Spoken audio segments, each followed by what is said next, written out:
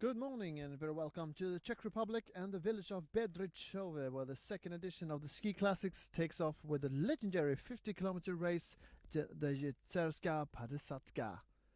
The inaugural race was held here back in 1968, and just as the premier season last year, the Ski Classics kicks off with the Jizerska Padesa. Anders Aukland of Norway won here last year, and among the women Sandra Hansson proved the strongest. We'll see how the development of the race will be this year. Andreas Johansson, our expert, what do you reckon? We have like two skiers, at least one skier on the men's side, Oskar Svärd, who finished second here last year from Team Experience, can't take part of this race due to stomach illness. That's not good for Team Experience. No, they lost perhaps their strongest skier, and that could have been able to win this race today, but the other Team Experience skiers will have to try to replace him as good as possible. And besides Oskar Svärd, we have last year's winner here, Anders Aukland, who I think will be perhaps the main favorite here today, and that's because this track suits him quite perfect, and we can see he's already up leading this race from the start. Wearing a green bib there due to his good performances on the sprint side.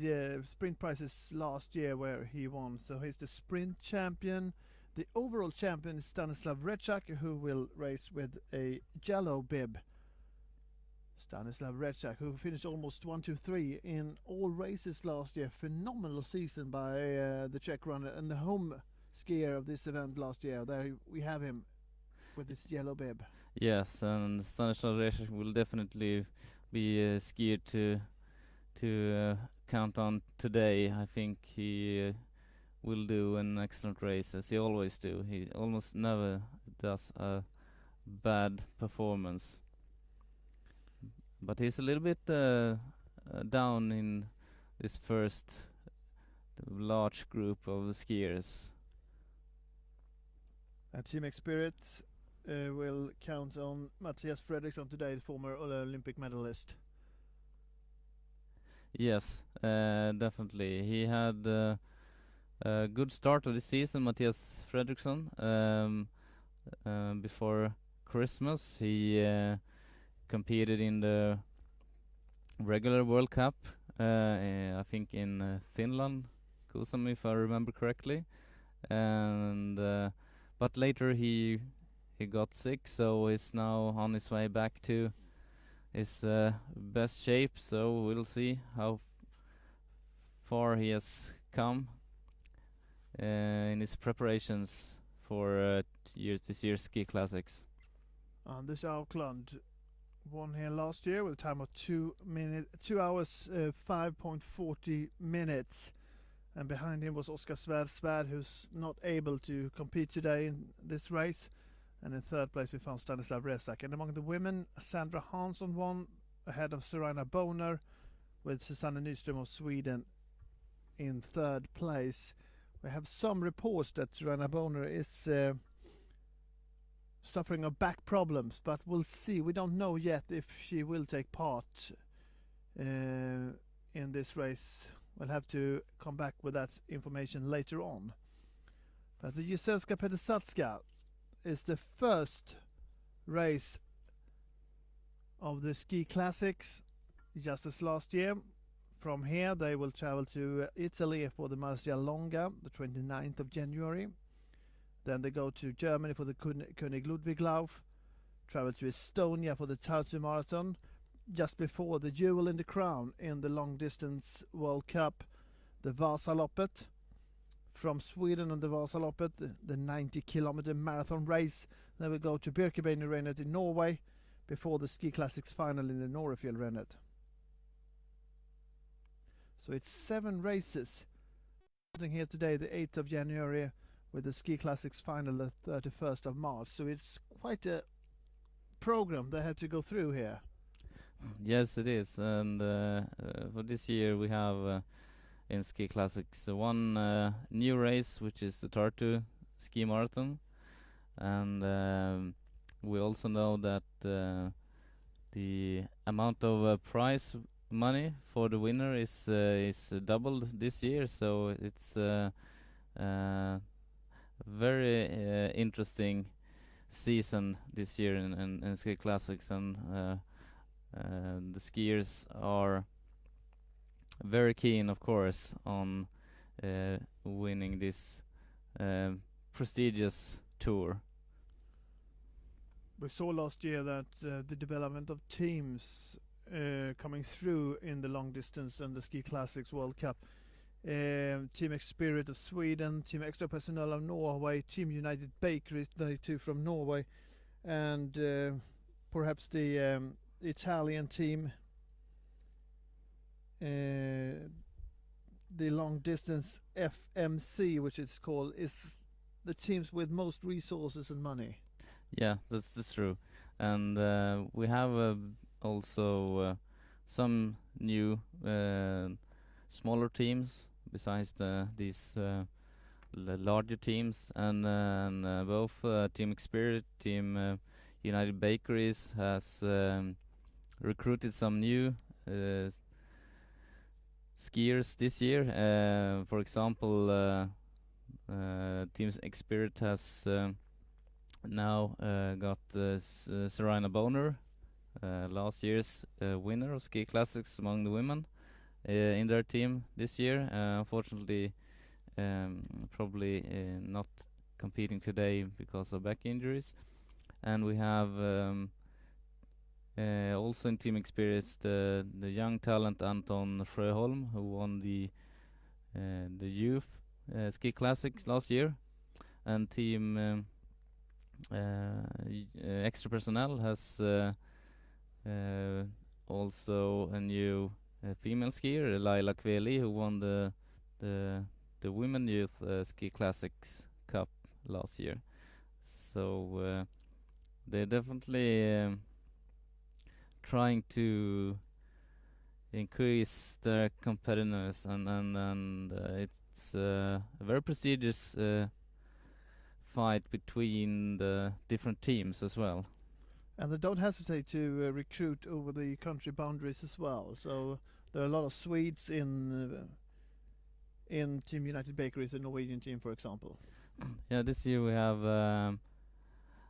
as last year, Jörgen Brink, who made a great season last year, of course, with winning the Vasaloppet as the major performance, but he did some very good races last year, Jörgen Brink, and he will be, I think, one of the top candidates of winning the Ski Classics this year. And Jörgen Brink is a phenomenal skier in that part. He has a broad variety of his knowledge. He's good in sprint. He has been a terrific World Cup race skier. He's been doing good in the long distance World Cup and the long distance races. Not to mention that he's been a biathlete as well.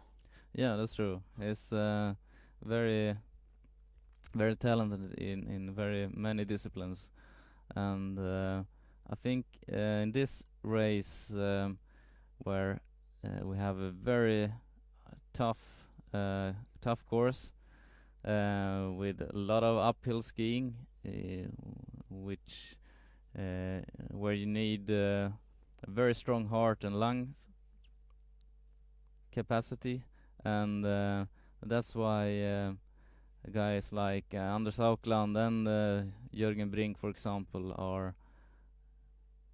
are favorites in this kind of race. And it's also not very fast snow conditions today, so they really have to struggle, the skiers today, and it's quite an advantage also to stay behind. The skier who is in front of the group has to Do a lot of dog work in the snow. Exactly, because there is snow in the tracks, and the snow is quite soft and wet, so it's definitely faster to stay behind someone else. And right now Jürgen Aukland is doing a lot of work in front of that leading group. But we said it before, it's can say it again, this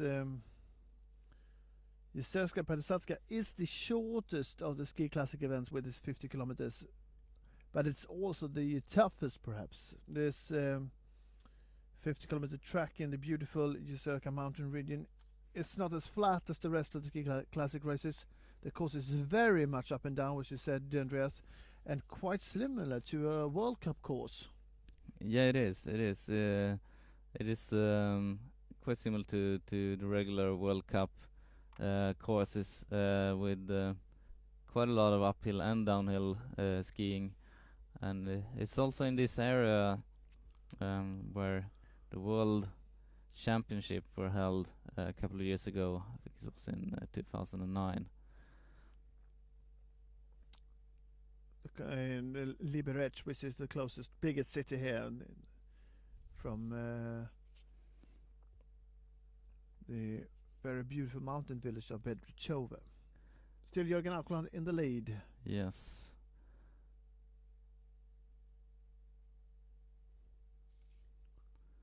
Yeah, we have a lot of Team Extra personnel skiers up leading the first group, which has spread out somewhat, so I think the speed is quite high, and I can imagine that Team Extra personnel here looks like they're going to do a very tactical race where the 4 Team Extra personnel skiers in the top will I guess try to help each other as much as possible, which is of course very smart tactics, especially in this kind of weather conditions where it's otherwise very tough to go away from the other competitors. They sort of have developed this circuit to what we see in cycling with the teams, and someone is have special roles in each team perhaps. Yeah, definitely, and I think Anders Aukland in Team Extra personnel is the person in the team who they are going to help first of all in this race. And we saw now that I think it was Simon Östensen who now switched and is now in the lead. I think it's Jerry Alin actually. Jerry Alin, sorry. It's Jerry Alin with the red bib. Yes, with the red bib. Yeah, but I can also mention that Extra Personnel did very good teamwork last year as they won the team champion title. Yeah, I think Team Extra Personnel is the team who has developed the most of the kind of cycling tactic skiing in their team, and I think the other team has a little bit to learn from Team Extra Personnel in this sense. Of course, they can use this kind of tactics when they have many skiers in their team who is very with similar capacity.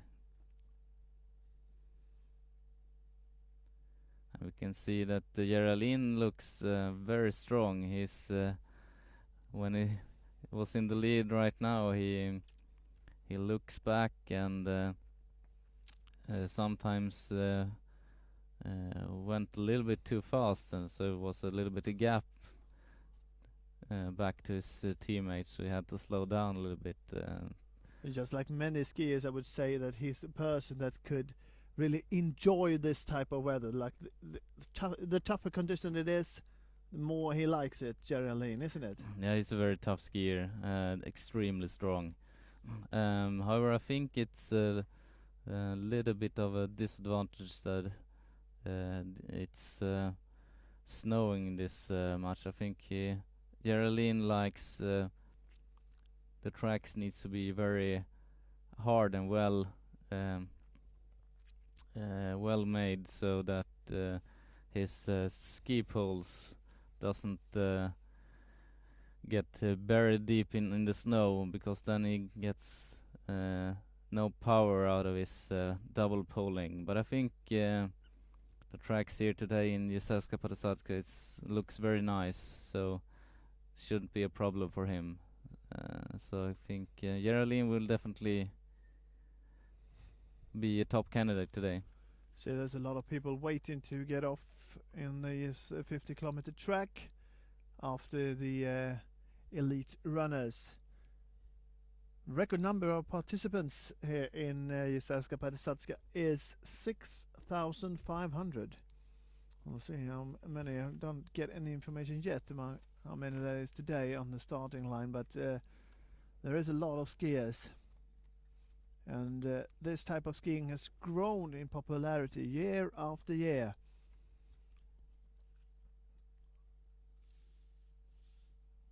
Not to mention Vasaloppet, which now holds like almost 20,000 skiers, isn't it?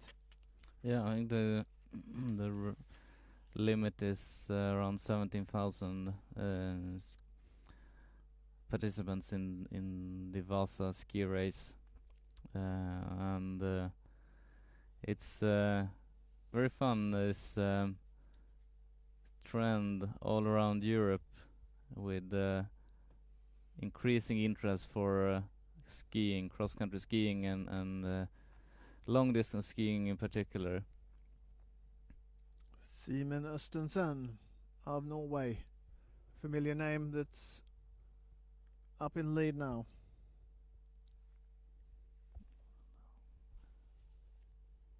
And behind him, Svein Tore Sinnes. He too from Norway, of the team NPRO. Yes, it's a quite new team, and with some good talented skiers. Norway has, as always, so many excellent skiers. It's definitely the national sport, cross-country skiing. It is, absolutely. Perhaps all the viewers have heard of names like Marit Bjørgen, who's one of the contenders for the title in the Tour. Yeah, Tour de Ski today. Tour de Ski, yeah, thank you very much. And and then we have Petter Northug as well, who actually has said that he will go for the Vasaloppet this year. Yeah, and I think he means that. So of course, that's a very, very interesting start for Petter Northug. And when it comes to Petter Northug, well, you can never count him out. He's kind of skier that could win everything that he competes in. So with his mental strength and possibility to follow other skiers in a group, and with his outstanding sprint finishes, he's definitely someone that could win also the Vasa ski race. Of course, and it's like a modern type of Thomas Alsgaard, I would say.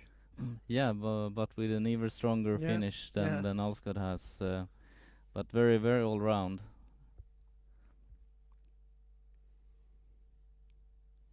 So it will be very interesting, and since there is no championship, no Olympics or World Championship this year, a lot of the World Cup, the regular World Cup skiers will also go for many of the long distance races in ski classics, and the Vasaloppet in particular. So perhaps we'll see some other skiers from Tour de Ski who will also ski in the Ski Classic this year. But the Vasaloppet is more than just one race. This is one race here, the Vasaloppet, which is over 1 week. It's the main race, but there's the female Vasaloppet. There's the open track. So it's going on for at least a week, and that's why we can count in over 20,000 skiers. Yeah, and more than that, it's if you count in all the races during the whole week. There is around 60,000 skiers who compete in all different races in the Vasaloppet and Stafettvasan and the women's Vasalopp. So it's an extremely large event. Interesting with this race, the Jizerska Padesa is it started as a preparation and test event for mountain climbers ahead of a difficult mountain climbing expedition back in 1968, and has developed now to this really classic event. And here we see the home skier Stanislav Rezak, the overall winner last year, just ahead of Anders Aukland, the winner of this race last year. And the Ski Classic was created in 2010 between athletes, the event organizers, and IC Sports to promote the long distance skiing. And as I said before, it was launched last season, 2011. And Ski Classic combining the most traditional long distance events in Europe, starting off with here in the Czech Republic. And then it's 6 more races until the 31st of March. So as I said before, it's quite a tight program for them, isn't it? It is. This kind of races, of course, is very challenging. So the skiers, of course, need some rest between these races, but they are so exceptionally well trained, so they can manage this very well. And we have 2 sprint prizes as well along this track. We have at 11 kilometers Kneipe, and then at the Jizerska, where they turn around and as they will travel back to Bedřičov again at 23.4 kilometers.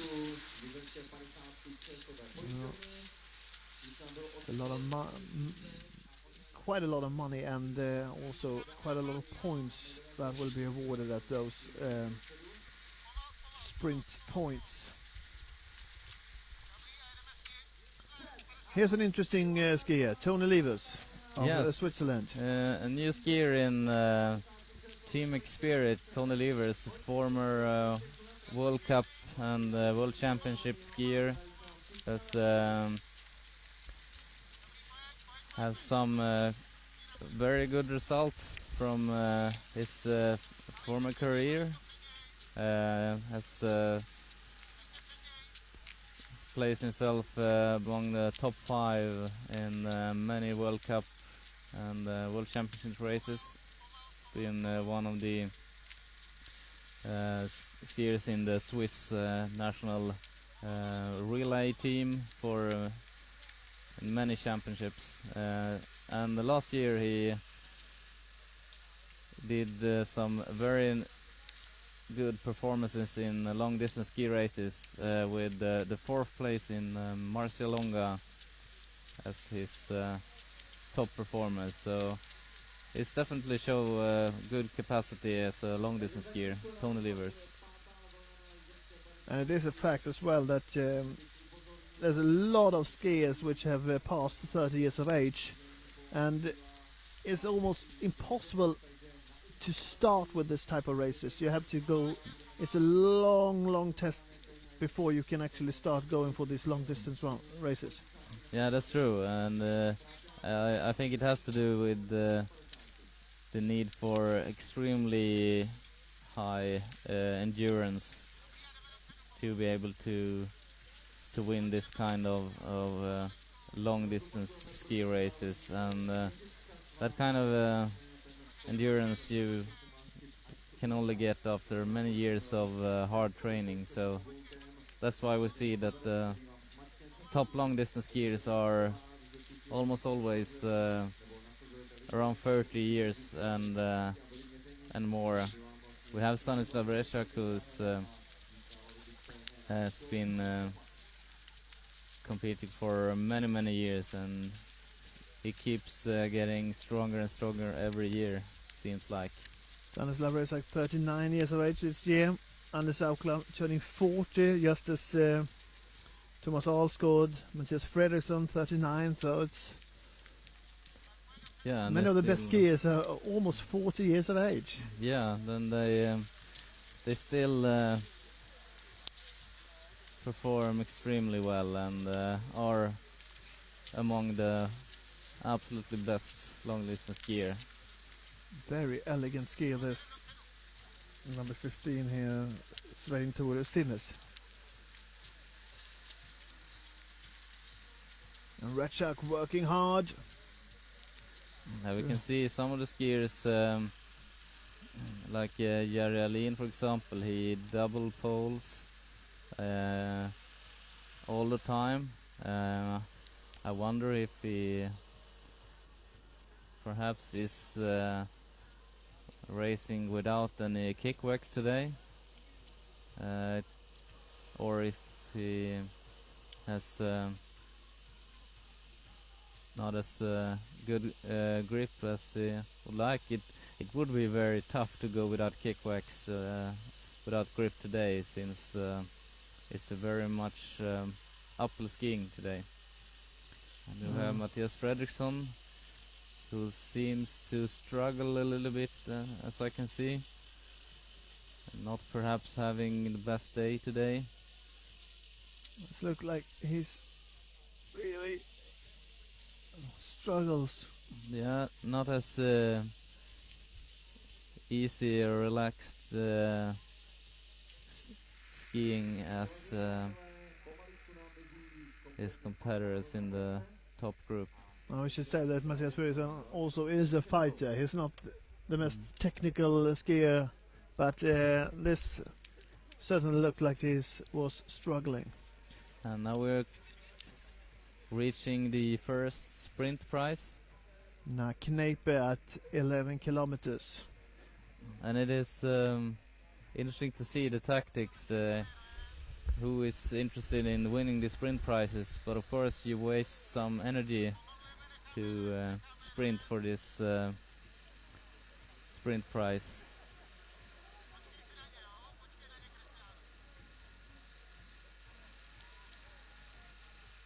It is Jerry Alin double poling ahead of Stanislav Rechak, who of course will trying to win here on home soil. After a brilliant season last year, he is the overall champion. Jerry Alin looks very strong. He keeps on double poling, looking back over his shoulder now and then. Seems to be leading this group without an extremely high effort for him. But I think if you want to win this race, you can't be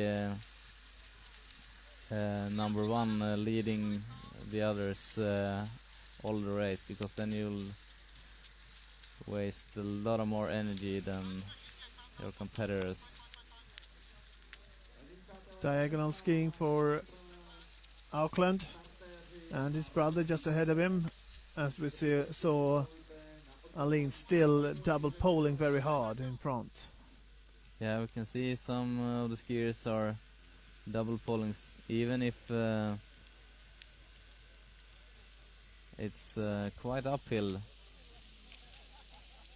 Jürgen Brink, isn't it? Looks like him, definitely.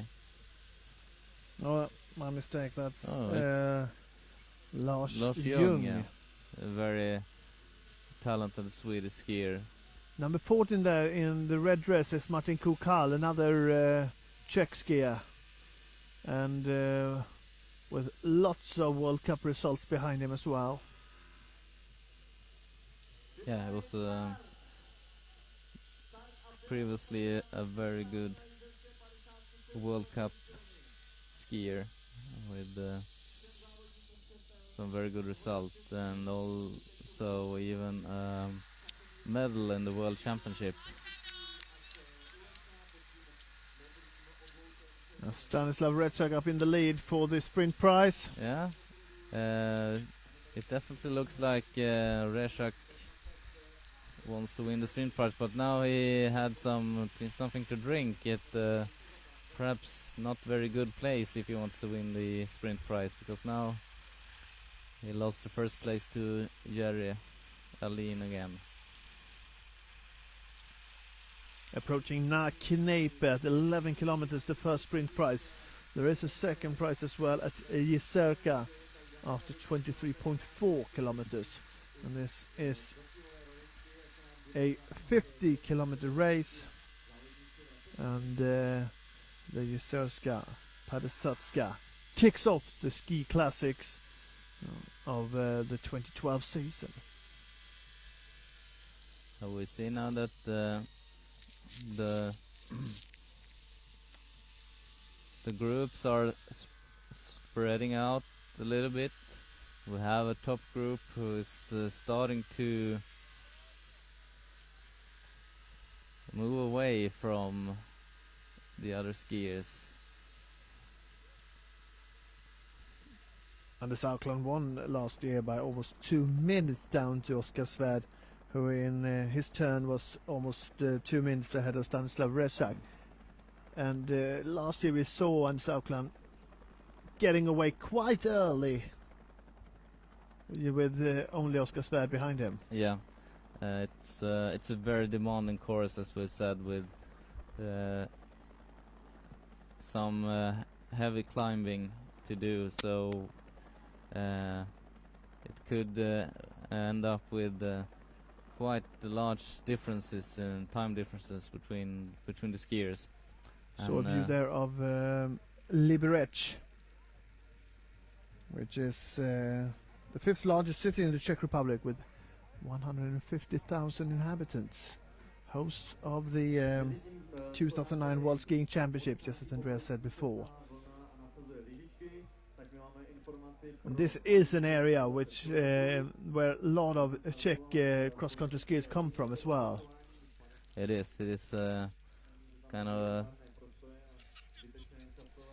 a really ski paradise in Czech Republic. And we have Reshak and Jerry who's shifting in the lead. Jerry has something to drink, and his teammate Jürgen Aukland. Not much happened right now. But Jürgen doesn't seem very keen to go first. But so the group, it's the speed is slowed down a little bit.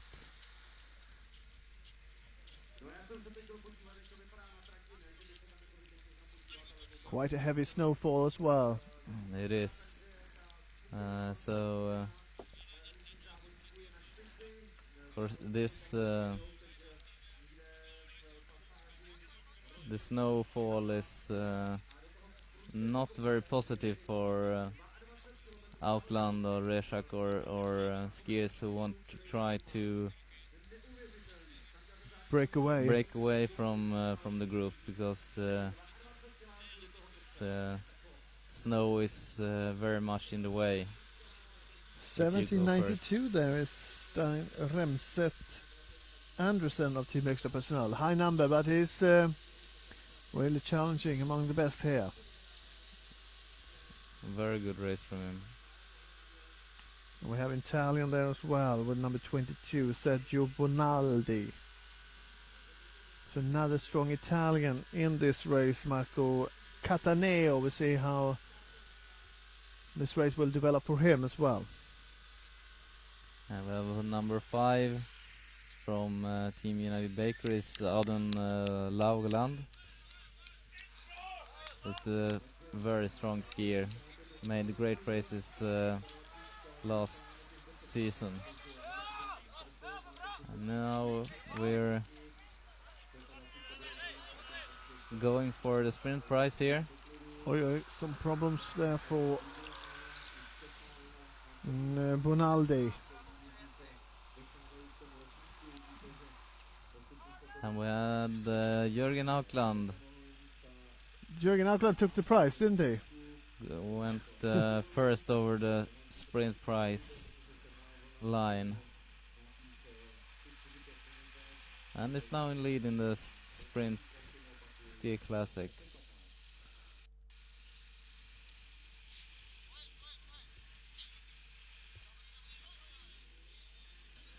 It's will be very interesting now to see. Now we're entering a much easier part of the track with much more flat skiing, and I will guess that no one is really going to be interested in going first and waste any extra energy. But of course, if you as a team can help each other, then you have a possibility to break away. There is, after the second sprint prize in Jizerska, another tough uphill part. Last year we saw Anders Aukland break away there after 30 kilometers. And I suppose that also this year this part of the course will be an excellent place for someone to try to break away, especially someone like Anders Aukland in this very steep uphill skiing after 30 kilometers in Smedava. And at that point in the race, the skiers will be very tired also, so it's a very good place to try to break out. Number 62, Claes Nilsson of Sweden and Boden. And behind him we have Viktor Novotny of Czech Republic. And here we have number 32 as well, Anton Jernberg of Helsinki Ski Team. So there is a lot of Norwegians, Swedes, a few Czechs, and main part of the races are from Norway and Sweden, the two big cross-country skiing countries. Yes, these two countries dominate long-distance skiing, perhaps even more than in the traditional World Cup. It's interesting to see that there's not a lot of Finnish skiers in the ski classics. Yeah, that's true, and it's a little bit surprising. The long distance skiing has perhaps not yet in a way got the same status as in Sweden, Norway, and other parts of Europe. So we definitely are waiting for the Russian and Finnish skiers. First sprint prize to Jürgen Aukland, who took the prize ahead of Geraldine Stanislav Rezak with his brother Anders Aukland, last year's winner here in the Czech Republic, in 4th place. As you see there, there's a lot of Swedish and Norwegian skiers, and some Czech skiers as well, of course. Yeah, we see that Tony Livers, the new Team Xperic member, and his teammates Mattias Fredriksson is part of the top group still. Von Livers, I think, has seen very strong today. He's been able to follow the group without too much effort, as seen. However, Matthias Fredriksson seems to struggle a little bit, but it might be just his technique who look like that. And we then we have Sara Svensson. Sara Svensson, the first female skier at the 11 kilometer mark, taking the sprint prize, the extra personnel rider. Yes, when Sorana Boner was probably not competing today, Sara Svensson is definitely one of the favorites among the women. But of course, Jenny Hansson and Susanne Nyström of Team Spirit is favorites as well.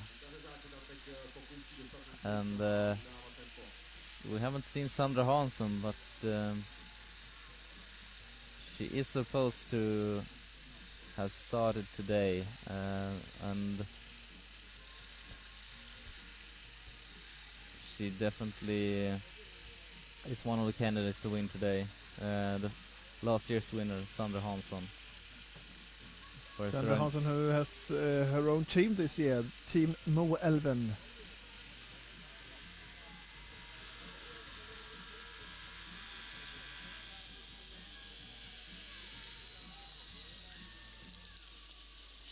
You mentioned Tony Levers here before, and Swiss cross-country skiing is experiencing a very good time at the moment with looking for the overall win in the Tour de Ski as well in Dario Cologna. Yes, Dario Cologna has definitely increased the interest in cross-country skiing in this part of Europe, and it's I think it's very positive that not only Swedish, Norwegian and Russian skiers are performing well in the World Cup and now Tour de Ski. It's good that we have also the Italian and now Dario Cologna of Switzerland, and of course we have very many good German skiers as well, and it's very, very good for the cross-country skiing.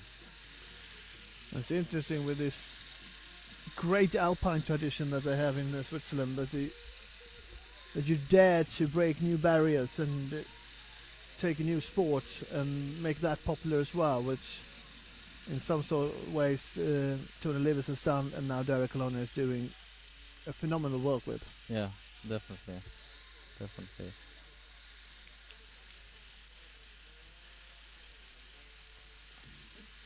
Jörgen Aukland. We have seen Jörgen Aukland and Jerry Alin doing most of the work here in the top group today.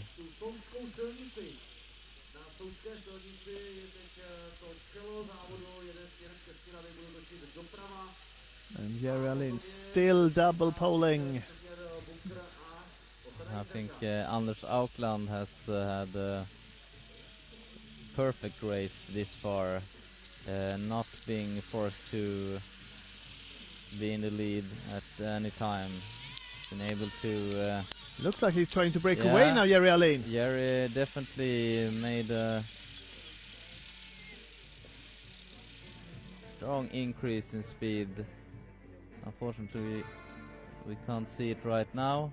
For the sprint prize again here. Yes, which wasn't much of a fight actually. No, exactly. Let Aukland take that prize.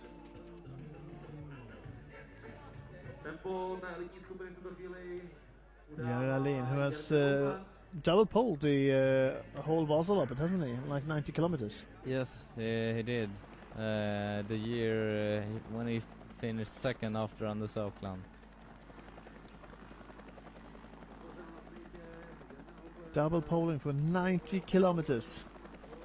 That is a massive effort by Jari Ahlin. Vasaloppet, the longest race of 90 kilometers, but this race, the first race of the ski classics, the Jizerska Padesa, is the toughest, I would say. Yeah. Sara Svensson, the current leader among the women.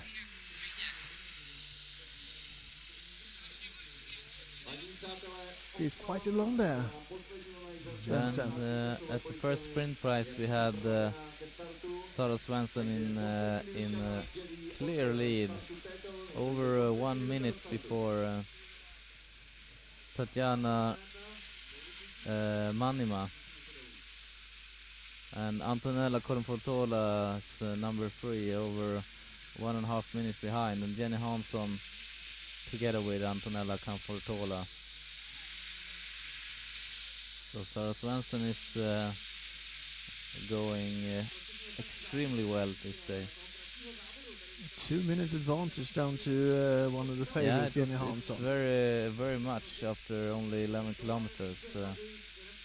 Let's see if she's perhaps opened this race too fast. Perhaps Team Spirit, which don't have very much success up in the top of the men's event as well, have some problems with the skis then. That might be a problem for them. It might be. We can see now Susanne Nyström is over 4 minutes behind. It looks like there's something wrong. Either with the shape, or otherwise their skis are not doing very well, but the Team Spirit male skiers today seems to still be able to follow in the top group. Andresen, Team Extra Personnel in Norway, is the new leader at the moment, ahead of Anders Aukland now.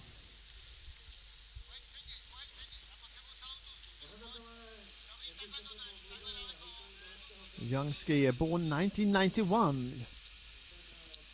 A very, very talented skier. And perhaps we can see more of that in the future, that more younger skiers going directly to the ski classic and the long distance events. That might actually happen, I think, especially for skiers who already, when they are younger, recognize that they are best in long distance races with where it requires high endurance, but perhaps not the maximum heart and lung capacity. For those skiers, long distance skiing is the best discipline for them, and it might be that they already then try to focus on long distance skiing and perform very well already in younger years. We have seen that development in marathon running. Yeah, that's where true. the several African runners mainly from Kenya and Ethiopia, going directly to marathon. They don't bother to do any track running. They don't bother with the cross country anymore. They go directly for the road races and the half marathon and the full marathon already at 20 years of age. Yeah. So that might be a development in the cross country skiing as well. Yeah, I think so, definitely. And I think that will be even easier to, and more skiers who do that kind of career now, when we have a very prestigious long distance cup as Ski Classics, something that is something that young skiers can look forward to and have as their career goal to be a ski classic winner. Ski classic can definitely increase the status and the prestige for long distance skiing. Number 37 is on the post of Team United Bakeries. Team United Bakeries, which has probably the most even team on the circuit, with a lot of terrific skiers, but they might wish for that really top skier behind the team leader of Thomas Alsgaard. But they have great skiers like Laugland, Alsgaard, of course, Jürgen Brink, who won the Vasaloppet last year. But they might seek that really top contender. Yeah, we see today that Team United Bakery skiers is quite spread out in the group. But we have the Team Extra Personnel who's skiing closely together and helping each other in this race, which is a great advantage. So I think for today Team Extra Personnel looks like they have the best team today in this race. Yeah, and they work as a team as well. Yeah, that's something that Team Experience and Team United Bakeries needs to work a bit more in. Well, I would say that they're really doing this a great job. Yeah, we can see that Extra Personnel has almost all of the whole team up in the front, and now for the first time Anders Aukland is leading this group. And they will do everything to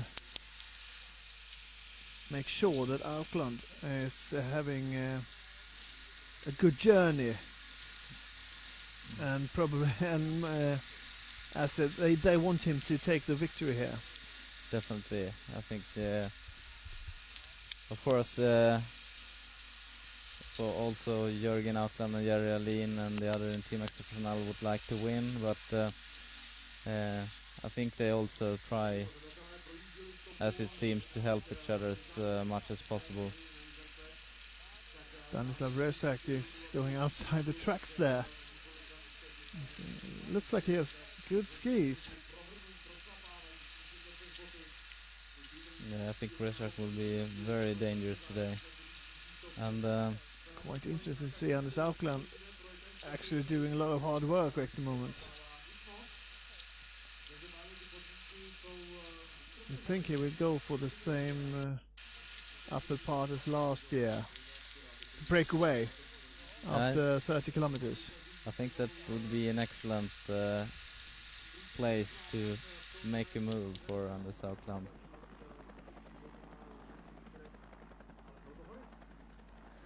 Liberec City Hall. Liberec, which is the 5th largest city in the Czech Republic and a real cross-country mecca, the Jizerska mountain region just outside this metropolis.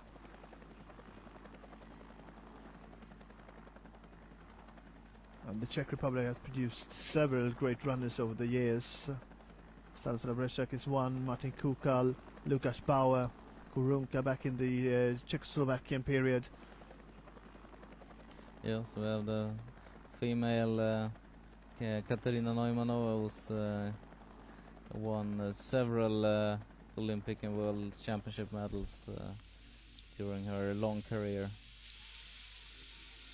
And Sara Svensson still in quite clear lead in this race. Now we saw before Tatjana Manema of Estonia, they're chasing behind her, but she is several minutes behind Svensson.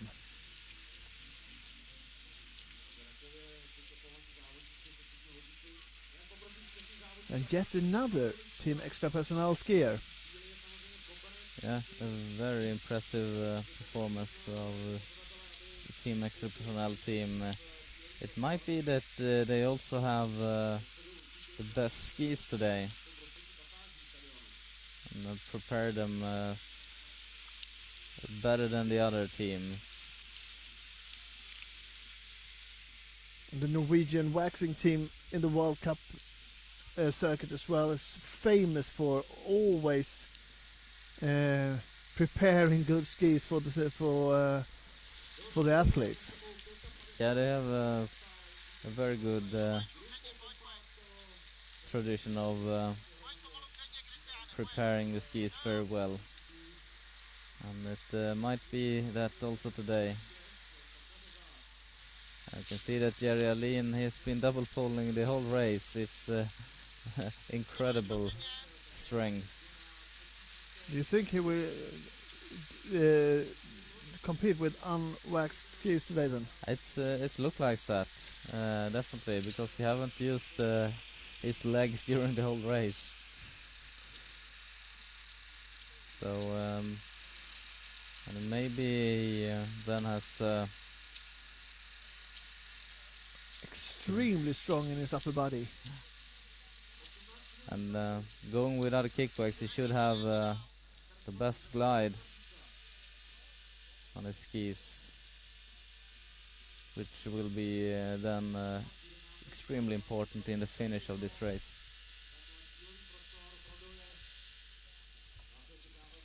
Approaching 1 hour. And we should be then approaching, like, very soon in a way, the 20-kilometer mark.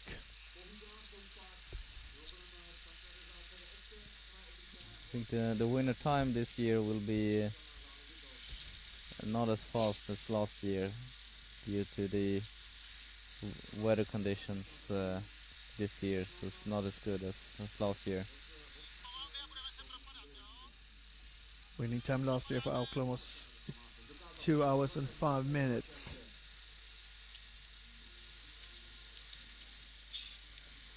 I would guess that we'll end up a bit more than 2 hours and 10 minutes this year. Perhaps even 2 hours and 15 minutes. Mattias Fredriksson is fighting in the top group. And we see it's a very long group of skiers. And this is quite usual, normal when we have this kind of weather condition. It's such an advantage to stay behind someone else. And it's also difficult to break away. It is. So there's very much that indicates that we'll get a really tight sprint finish in this race. And I think that's something that is in favor of Jerry Alin and Stanislav Rezak, for example. We haven't seen Daniel Tinell in this race, I think. Not at least in the top group.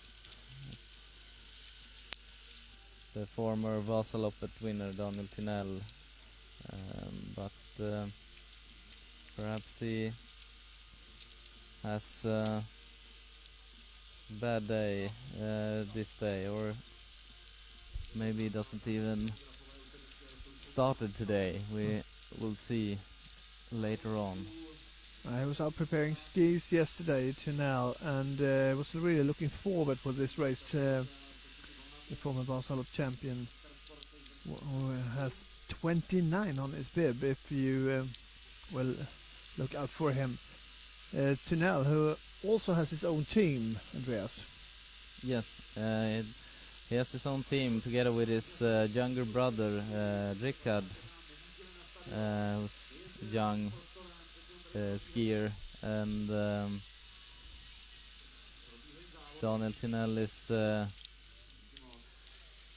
a very popular skier in Sweden, and born and lives in Dalarna, very close to the Vasaloppet ski tracks. On the post problem with his skis. Yes, and That's not this looking is good for not Post. looking good. This he's definitely someone who's using grip wax today, but this weather conditions, snow is very sensitive. If you put on too much grip wax, or if the grip wax is too soft, it will freeze, and then you will get a lot of ice and snow stuck under your skis. It can be quite different in the degree changes, whether you're uphill or downhill as well. It is, and it could get warmer also during the day, and so the snow condition could shift during the race, and it's very difficult then to have good skis on the whole race. Reshak, Is he trying to break away now, Reshak? it looks like he's definitely increased the speed very much. Now we're back. Definitely looks like he has great skis in a way. Sort of staying behind all the time, no problem following the leaders. I would be very impressed if Reshak managed to break away in these conditions. But perhaps he feels extremely strong today.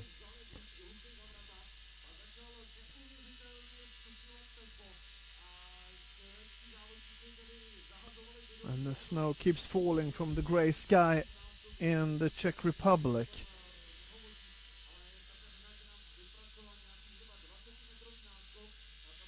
It's not been like last year. Last year was a very snow-rich in Europe, and very cold weather as well. It's been a more traditional weather conditions this year with not that much snow, but from the new year and on, there's been some heavy snowfall across Europe, and I know that in certain part of Austria, some skiing resorts in Austria, there's been where people couldn't come out yesterday. Yeah, and the weather has been very challenging in these parts of Europe. Last week, having in the early season not very much snow, but last weeks the snow has been falling down heavily. Reshak got a little bit of a gap back to... Is it Geraldine behind him? Is it Geraldine? Maybe. It looks like a white dress skier, probably an extra personnel skier.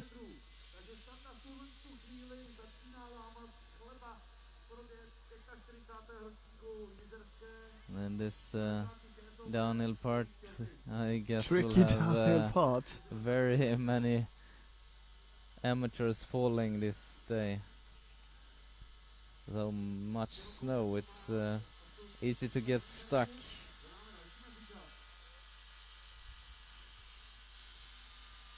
It's definitely happened something here in the top group. Interesting that this happens in the downhill part, where we can definitely confirm that some of the skiers have better skis than others. Yeah, it must be the case that Reshak and some of the other has much better skis now in the downhill parts, and taking advantage of this. Very smart, of course.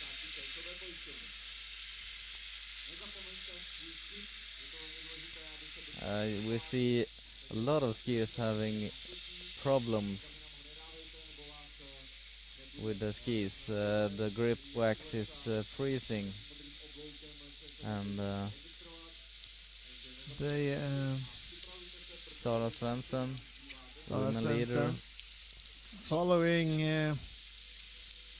Martin Mikus of the Czech Republic. Second sprint now at 23.4 kilometers. Yes, and we expect to have Stanislav Rešak here as number 1. He was number 3 at the last sprint prize, and will perhaps now earn even more points in the sprint cup.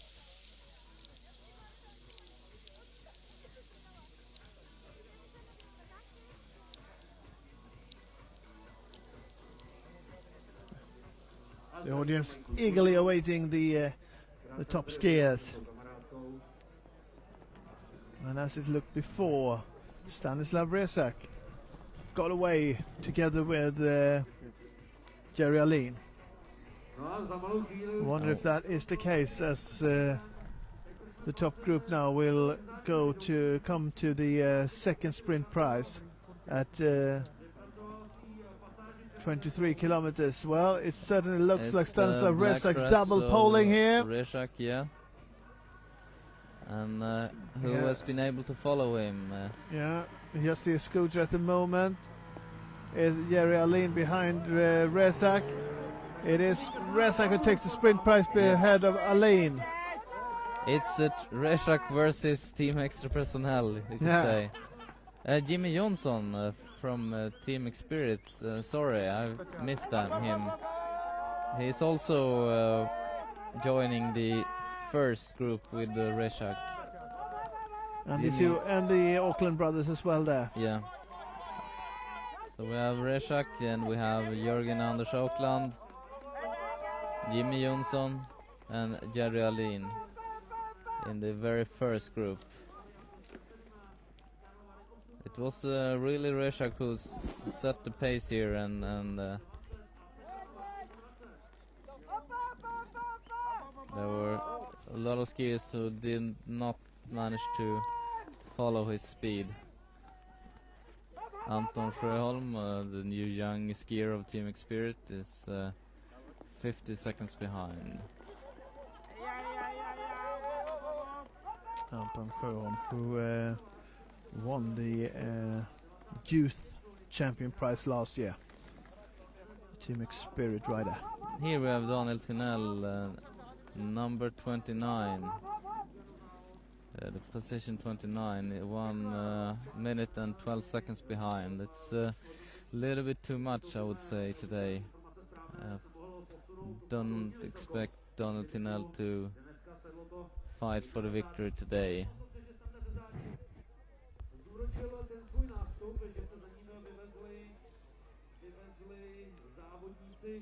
I wonder why we have Jörgen Brink. Seems to be quite far behind. Hasn't shown up yet here at the second sprint prize. There's not a lot of United Bakery skiers in the top group as well. No, United Bakery's team has not performed very well today. It might be the case that they have... Here comes one. I think Laugland has been through here, hasn't he? Yeah, that's true. And here we have Henriksen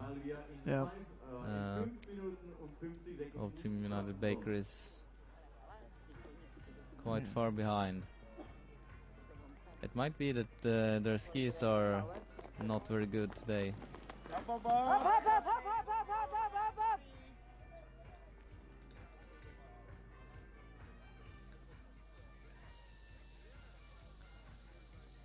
So in 5 kilometers or so we'll have this steep uphill part again, where Anders Aukland broke away last year. See if that will happen this year as well.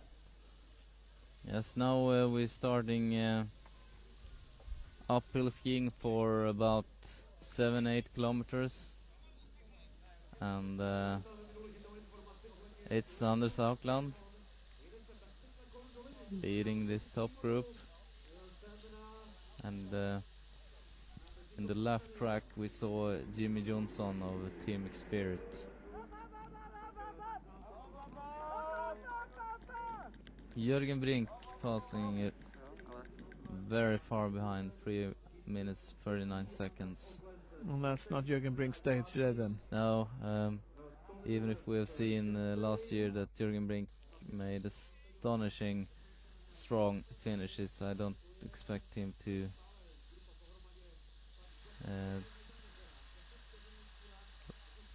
be able to conquer here in distance is too Czech far. Republic. Over 3 minutes. Jimmy Johnson, the new leader then. Very good race of Jimmy Johnson. He has shown last year and last couple of years that he's a great skier. Also in long distance races, even if he's still quite young compared to the other top long distance skiers. For 1985, and behind Johnson we now have Tony Levers of Switzerland. He's riding in his black dress, but he is a Team Spirit rider. Yeah, he is, just very recently, so still competing in his black Swiss ski dress. And Jimmy Johnson is slowing down a little bit. He don't want to waste too much energy. Perhaps he should try to get some help from his teammate Tony Levers, now in the lead.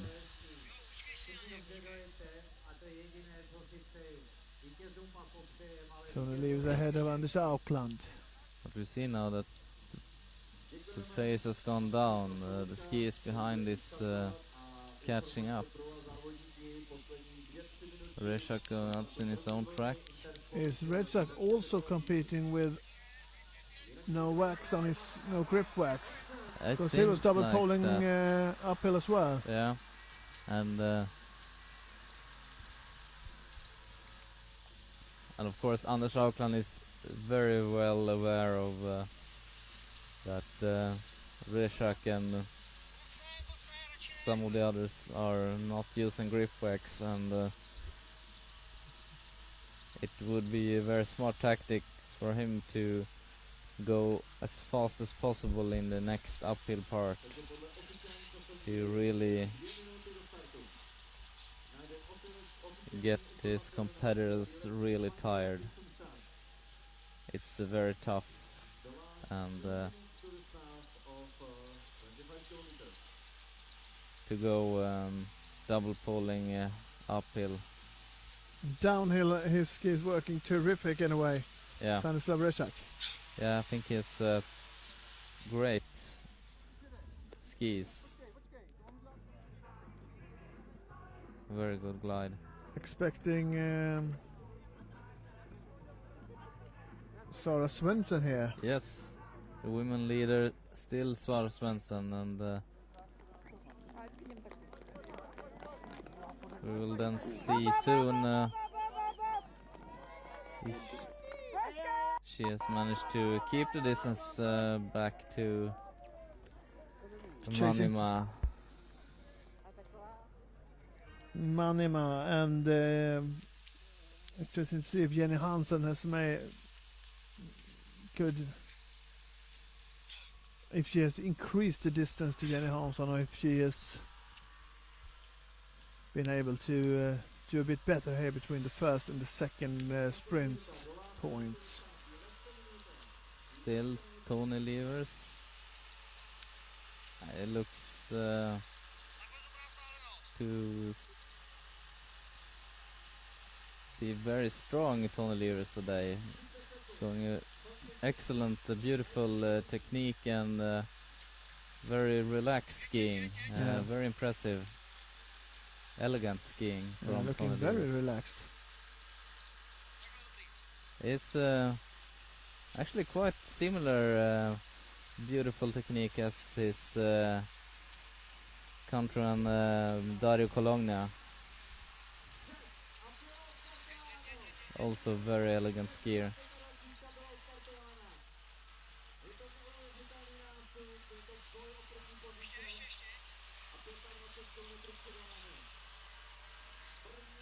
Arlene Resting his arms. I think it's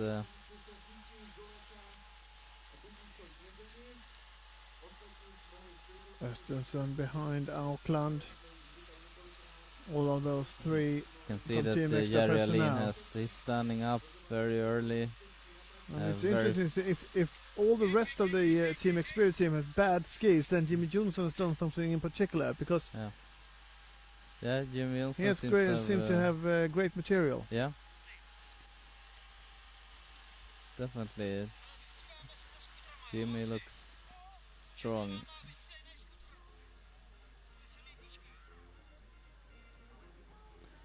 Half the race done, and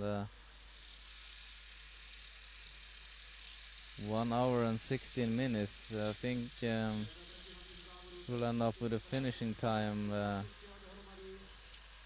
close to 2.5 hours. 2.5 hours today, yes. A lot longer finishing time than last year. And we might as well expect a sprint finish, I would say. Yeah, I think that as well.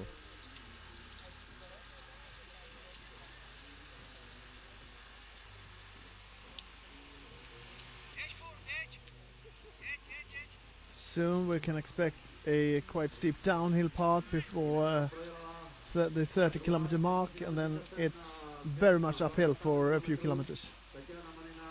And at the 30-kilometer mark last year, we saw Anders Auckland break away when Oscar Svärd didn't manage to hold on anymore.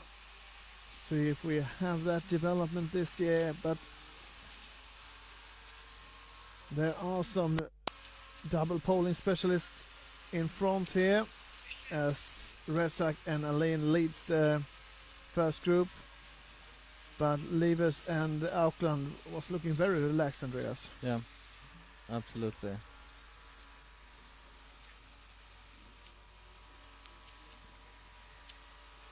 Rezak has been doing quite a lot of work today. It's number one. And I think it would be tactical of him to go back and rest a while in the group. Because they, Alain and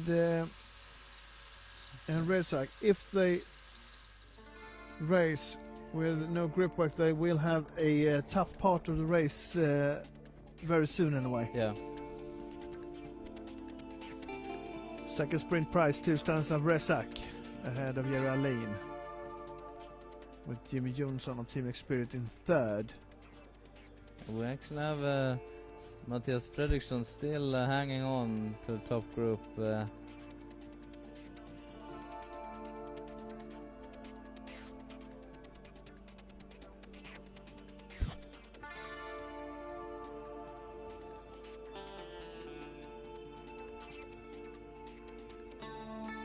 Daniel Finell over a minute behind the leaders, and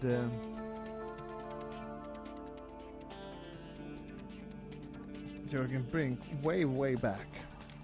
Jürgen Brink, who last year won the Vasaloppet after a magnificent finish over the last 15 kilometers or so. Yeah, that was amazing, and he made a similar finish at Norrfjällrennet, where he caught up over 2 minutes in the second half of the race. So should always count on Jürgen Brink, but today's almost 4 minutes behind already, so it will be very tough for him.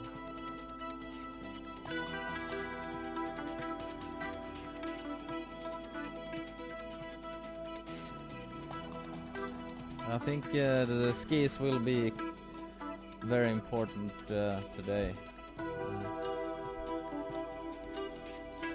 Even if you are strong, you need to have good skis. It could differ quite a lot. Sarah Svensson, the leader among the women.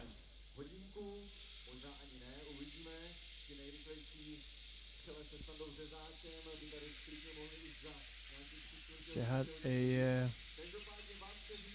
very good lead at 11 kilometers. And she is definitely looking very strong today. Reshak Levers still leading top group, which has been become much larger now.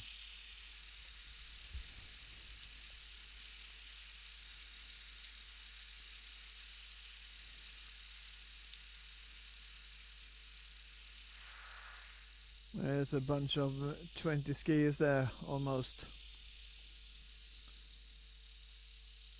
All are looking for the victory. I wonder if someone has a breakaway effort in his mind.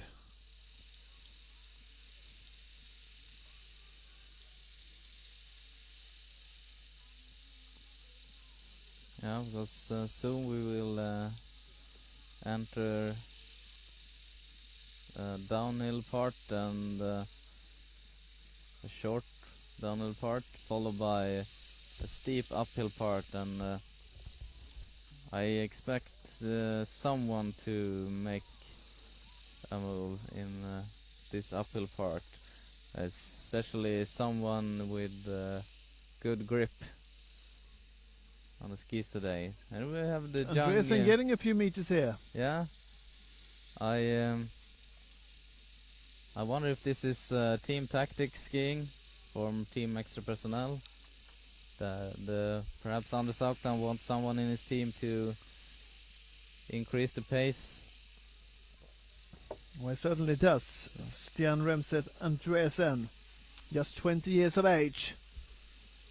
And he's getting like 10, almost 20 meters now.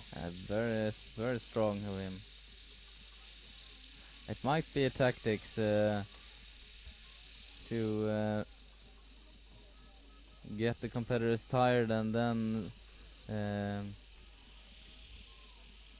leaving to Anders Aukland to do the finishing job in the uphill part. And we follow Sarah Svensson.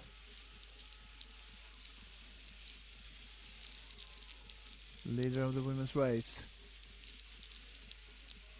We haven't gotten the split times from the second. Here we are from the second. Here we have the second sprint, where Sarah Svensson, Manima, over 3 minutes behind. Jenny Hansson now 4 minutes behind. Svensson has definitely increased the gap and going for a clear victory today, I would say. Yeah. And look at the gap that it's Andreasen has already 50 meters or so. Developed here. It's going very strong, and I wonder what Levers and the rest of the experienced skiers down there thinking about right now. They know that it will be a steep uphill part now.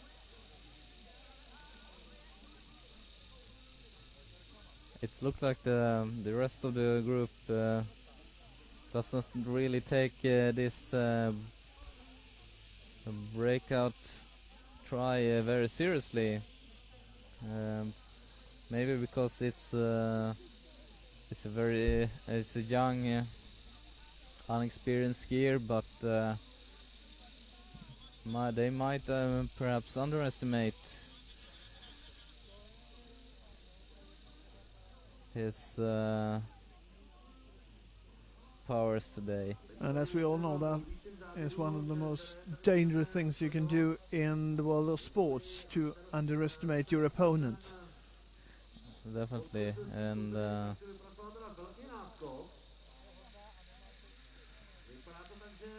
however, it's if he would manage to succeed with this attempt, I would be quite surprised, since the group behind has a huge advantage of being able to help each other in the last 20 kilometers of this race. Yeah, and at the same time, we have like a Team Extra personnel skiing now in front, and wouldn't it be good by Geraldine not to do work this hard then? He should slow down the tempo. Yeah, exactly. It's that would be a tactics for the Team Extra personnel to slow down in the group. Of course, it would be quite surprisingly a surprising winner. It would be been more obvious that Anders Aukland would have made this attempt, and the rest of the team. And here we have the slow down. attack. Here it is. And no one really tried to respond at all. Interesting The to see. successful attack, because now Geraldine is trying to chase Andresen. Okay, that's interesting. His teammates in Team Extra Personnel is closing the gap now. And I wonder why that is so, because if I was the team manager here, I would say, like, slow down. If you're in the lead, slow down and let Andresen get as big gap as possible. Yeah, it usually would be. Maybe the Team Extra Personnel doesn't have full confidence that their young team member would be able to succeed in this attempt all the way. It was perhaps considered too early. Or will they try to do something to get Redsack as tired as possible, perhaps? Yeah, but perhaps they would have liked Reshak or someone else to be the one who work to catch up with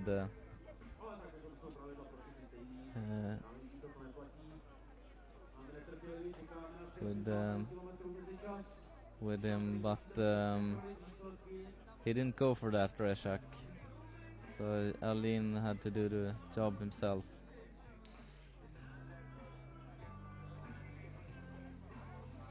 Organizers preparing Now they have drinks and perhaps some easy food for the athletes. Are they perhaps already caught up, and Jerry Alin maybe? Yeah, it's that leading group now. Yeah, maybe. What happened with Andresen then? He went back in the group, perhaps, and Jerry Alin.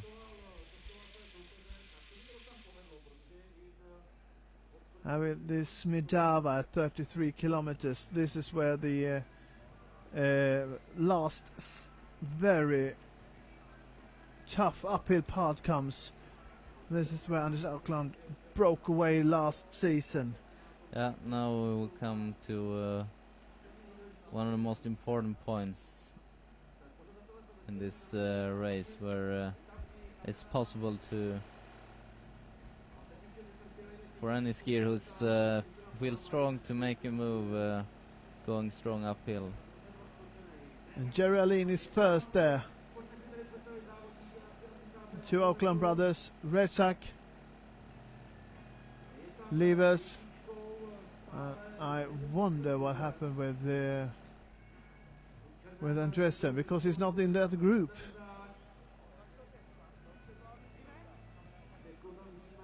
Oh, I can't see him.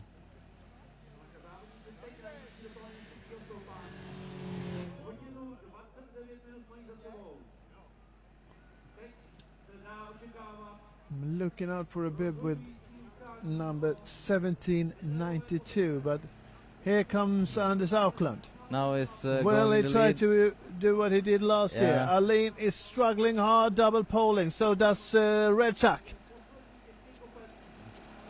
He's making the exactly same move this year on the Southland, and it's the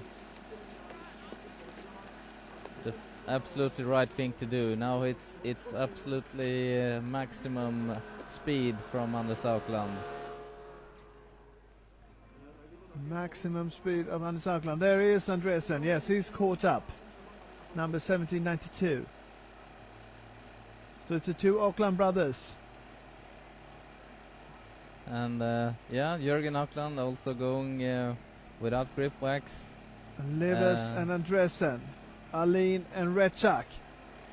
Will they be able to follow Anders Auckland here?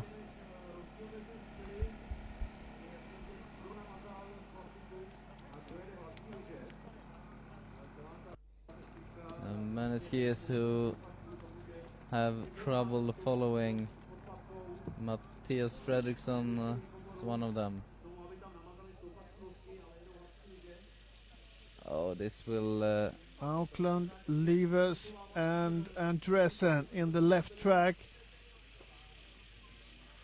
Jürgen Auckland, Aline, and behind them Rechak.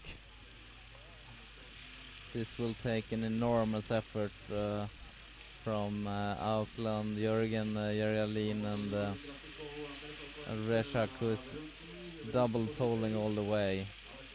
Their arms will be quite exhausted after this uphill part, and that's exactly what Anders Auckland wants. The very experienced Anders Auckland.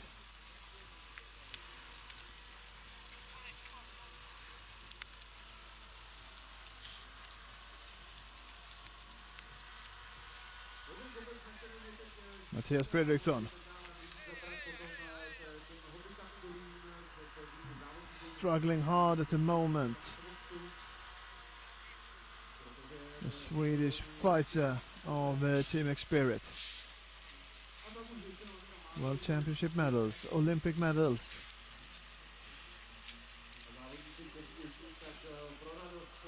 And turned to long distance skiing last year. Jari Aline has a tough way uphill. He looks a little bit tired. He's falling back in the group, Jari Aline. Auckland, but Livers seem Tony Livers don't have any problems following him. No, it seems quite easy for Livers. And here comes Sinnes as well. Svein Tore Sinnes of Team NPRO. He was in the leading group in the beginning as well. Yeah, it was, and made a very good race, staying behind, saving his powers, and now he gives everything uphill where he seems very, very strong. Very positive for Auckland to get help from someone else here.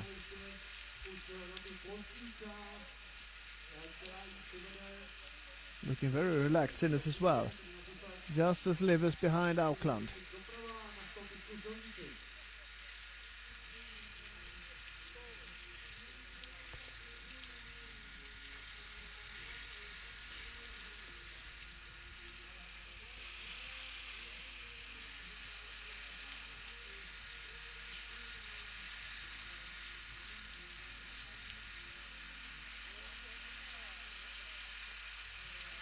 And there's 3 Norwegian skiers in the top 4, and one from Switzerland, Tony Livers. Livers, who, despite his black dress, is a member of the Team Xperia team.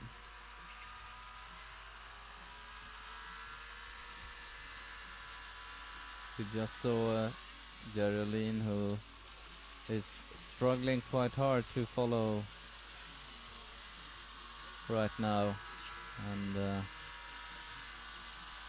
that's not so strange, as he's been double poling all the way this race, and this very tough, challenging course.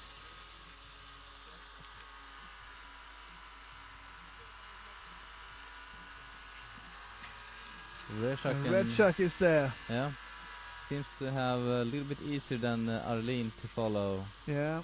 Even if he's also double poling all the way.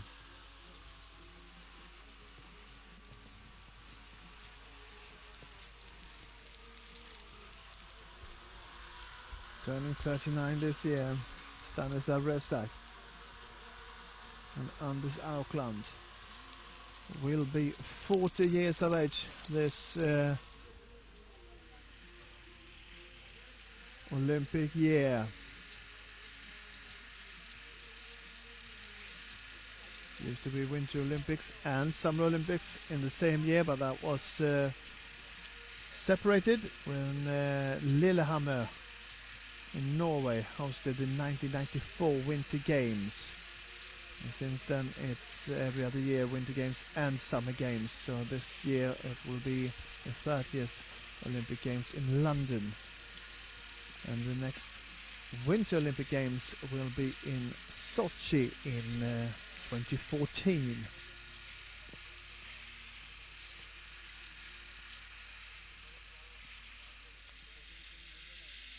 And Sara Svensson.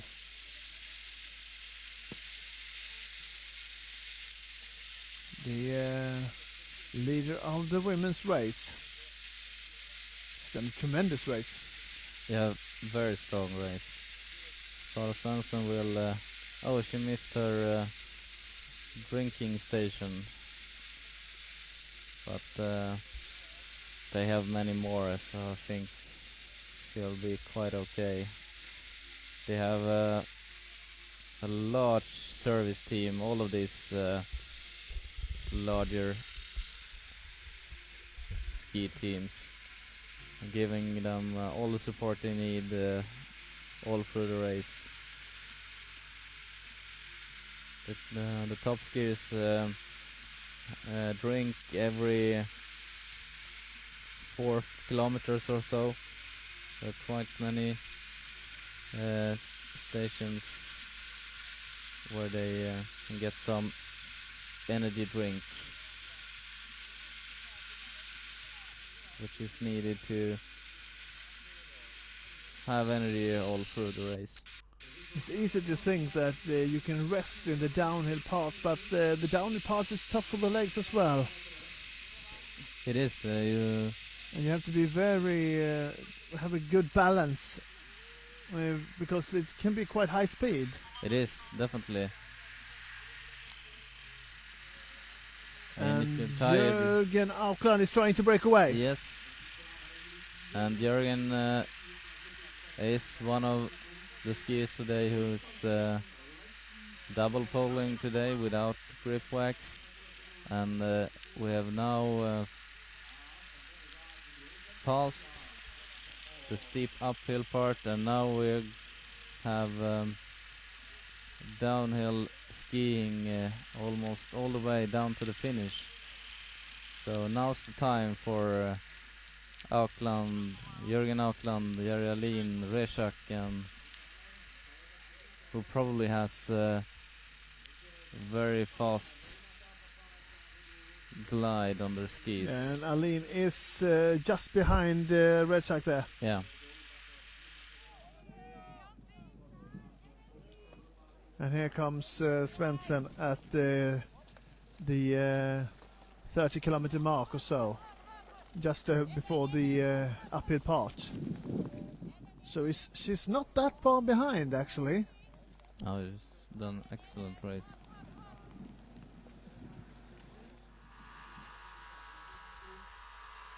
And the top group is spreading out once again when Jürgen Aukland increased the speed remarkably.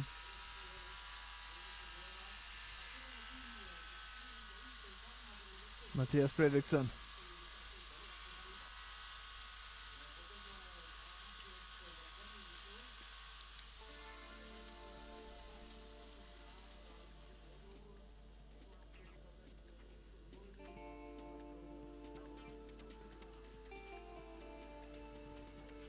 It is, as you said, mostly downhill now towards the goal in Bedrishov, the beautiful village where the skis took off a few hours ago. But there is one point just after the 41 kilometer mark, which is a last uphill part where something can happen. Yeah. And Mattias Fredriksson is now in the second group, following the leading group, where now Rezak is in the lead, followed by Aukland and Jürgen Aukland and Jerry Alin.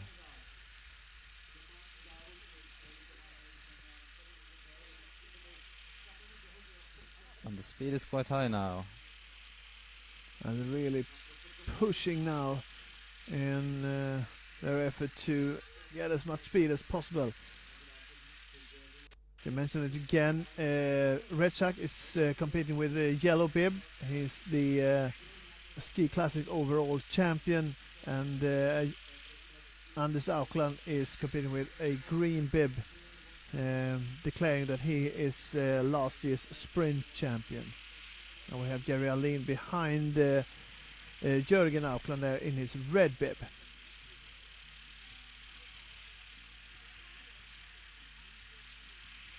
The Aukland brothers have together phenomenal results in long distance racing over the last few years. Yes, they have, absolutely.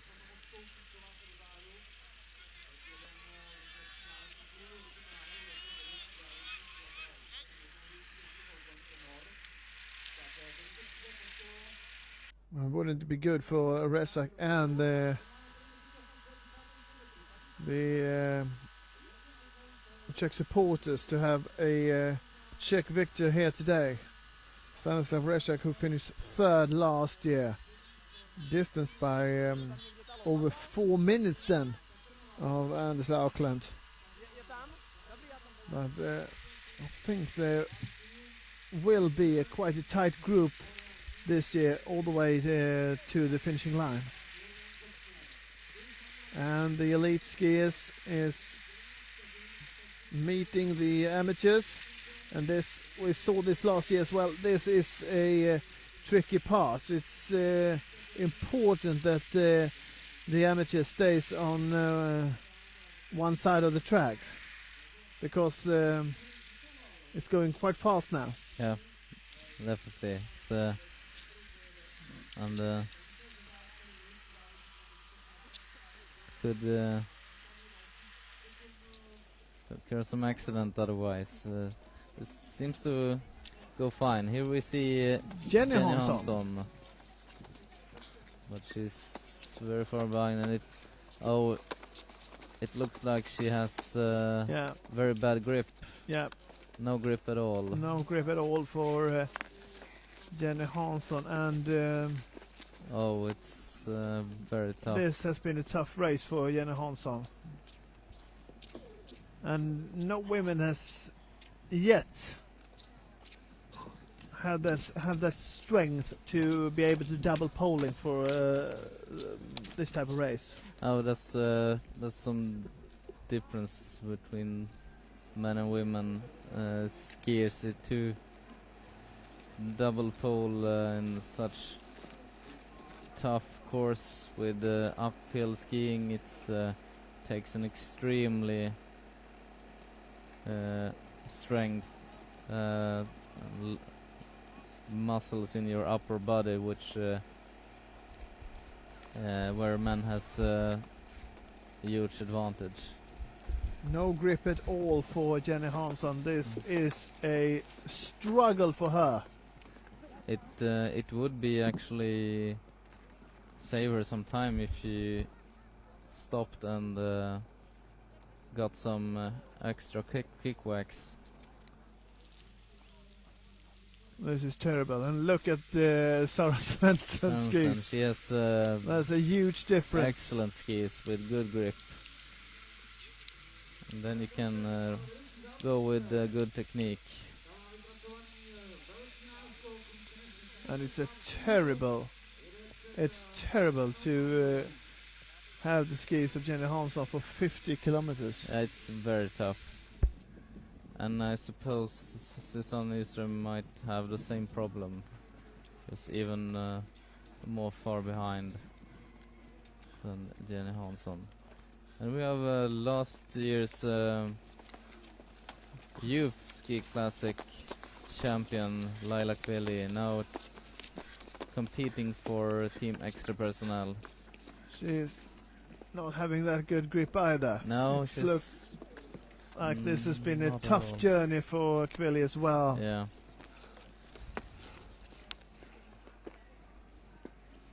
It's a tough race for all the amateurs today as well. It's She's trying to double poling now, Kveli. Yeah. Oof, that is... Oof. You can imagine that she's not having any grip at all if she's double poling here. yeah, you can always feel her arms aching. If you try this sometime, you'll see it's an enormous challenge. Yeah. And it will be a tired Kveli that will go to bed today. Yeah. Oof. That is nothing you... And what a difference with Sarah Svensson. yeah. And that is nothing you want to... it's your worst nightmare. It's your worst nightmare to have skis like that. It's obvious that the Team Extra Personnel has managed perfect with preparing their skis for the whole team, actually. Even if... except for Laila Kveli, though. except for Laila Kveli, yeah. Very unfortunate for her. Of course, it's... she might have chosen the right wax, but... wrong type of skis, perhaps. wrong type of skis, perhaps they're too stiff and she's not been able to push them down to get the grip that she needs. Or perhaps she chose to have a little bit less grip wax.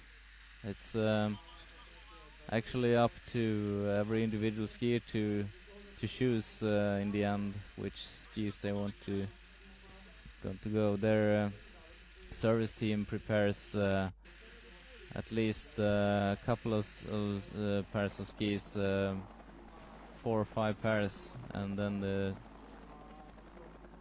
skier chooses, and perhaps she chose the wrong ones. At 33 kilometers, Stanislav Resak was in the lead ahead of one of the Auckland brothers, but as we saw before now, 3 extra personnel skiers was in the lead. The 2 Auckland brothers and Jerry Aline. 2 of them double poling all the time. Anders Auckland is having some grip wax, but has definitely made the right choice in this race as well, I would say. Yeah, absolutely. And then we have Jimmy Johnson behind Anders Auckland. Jimmy Johnson, the best team spirit skier in this race so far in a way, because here we have Matthias Fredriksson, who has quite a way up to the leading group. Yeah, we have him together with Andresen. Andresen, who was caught up so quickly. I wonder if he just slowed down. Yeah. Because he had like 50, 60 meters. Yeah, and first he felt that he got too tired and slowed down before he hit the wall, as you say.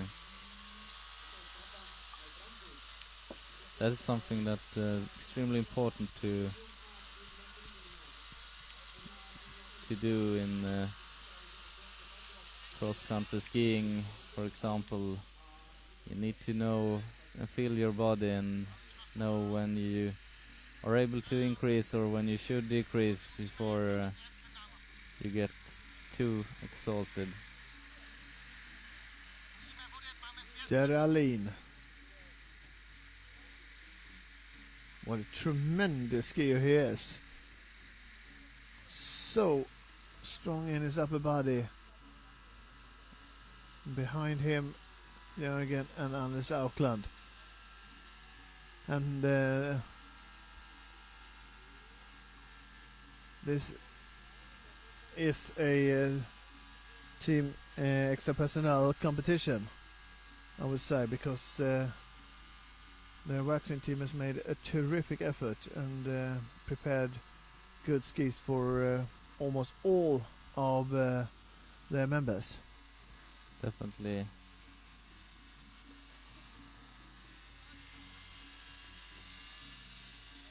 Sara Svensson will, if nothing remarkable happen, have quite a comfortable win here as well.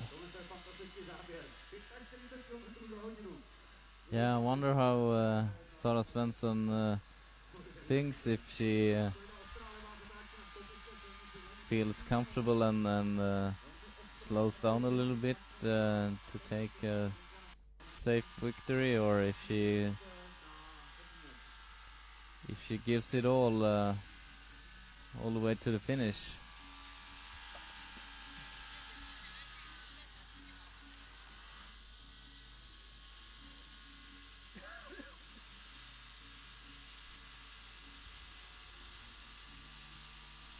Lars Ljung just behind Andresen, and ahead of them Matthias Fredriksson, but in the lead we have Jerry Alin. Yeah, now Matthias Fredriksson is in a very bad position, all alone, 50 meters behind the leading group, but he's a fighter and he keeps on fighting to catch up. Will he be able to catch up? Yeah, but looks now like he is just behind them, and Anders Aukland is trying to break away again. Yeah, it's definitely a move from Aukland. But Alin is there closing the gap, and no problem for Jörgen Aukland to follow either. And Jimmy Johnson is doing well there behind, and we have also Livers and Redsack. It's a strong leading group here.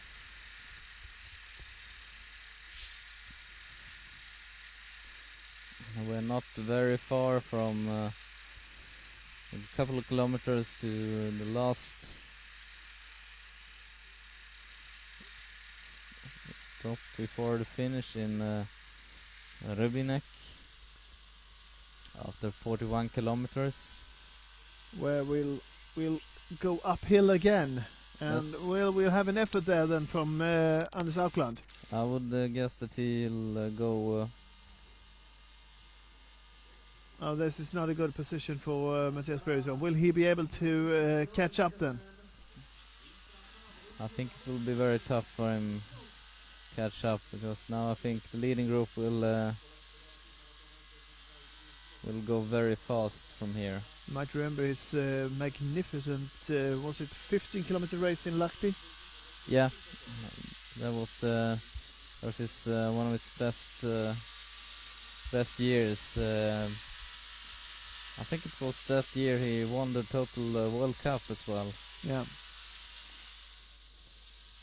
A great overall skier, Mattias Fredriksson.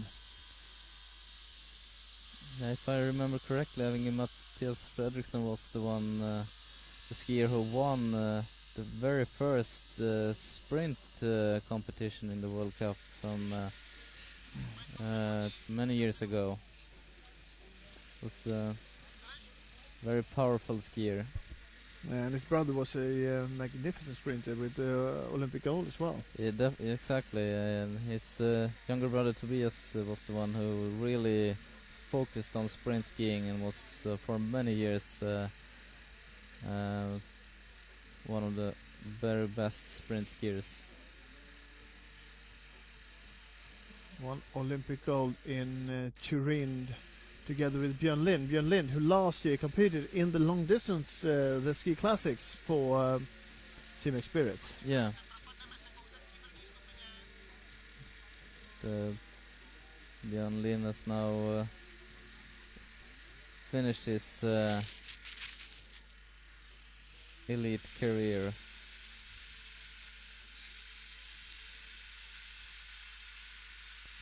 And we can see the difference in speed between the elite and the amateurs. It must be a tough day for the amateurs. With I guess the tracks are not very good. Well, isn't he closing the gap, Mattias Fredriksson? It's definitely it's not increasing anyway. It's fighting. You actually see their backs anyway now. Yeah. And he is a real fighter, Mattias Fredriksson. Will this be his race, perhaps? If he has the strength in that final uphill part. Who knows? It's he could definitely surprise. Yeah, but he is definitely closing. He's definitely closing the gap. Actually seems like he's stronger now than early on in the race, Mattias Fredriksson. Yeah, he is almost there now, I would say. He's slow starter today, Mattias Fredriksson, and very interesting to see if it will. 11.4 kilometers to go now for Anders Aukland and the rest of the skiers in the leading group. And behind them, Mattias Fredriksson is trying desperately to catch up. And in the leading group, he has his teammate Jimmy Johnson following. Yeah, I wonder if they can work together to be able to do something against the Team Extra Personnel members. Because there are 3 Team Extra Personnel skiers in the lead. And Anders Aukland, Geraldine and Jürgen Aukland. And not to forget Tony Livers also. Tony Livers, of course. From Team Experience. So if Mattias will catch up, there will be 3 Team Experience skiers in the top group. Yeah, and he is closing in. He is closing even more. in. Magnificent performance here by Mattias Fredriksson, breaking away from the other 2, very Andresen impressive. and Lars Ljung, and finding some powers here, definitely. Maybe his skis are going better and better. Yeah, compared with the others. that can be the also. case as well. It could be. It's happened sometimes that your ski is relatively to the others is going much better in the later part of the race. Anyway, he's closing in meter by meter. This will be an interesting finish with 10 kilometers to go now, more or less. And Jürgen Aukland is now pushing really hard. Anders Aukland alone in the right track. And I wonder why Anders is in his own track. It must be easier to stay behind in the same track, but we'll see. If he He's very experienced, so he usually knows what he's doing. Perhaps yeah. he's planning a move sometime.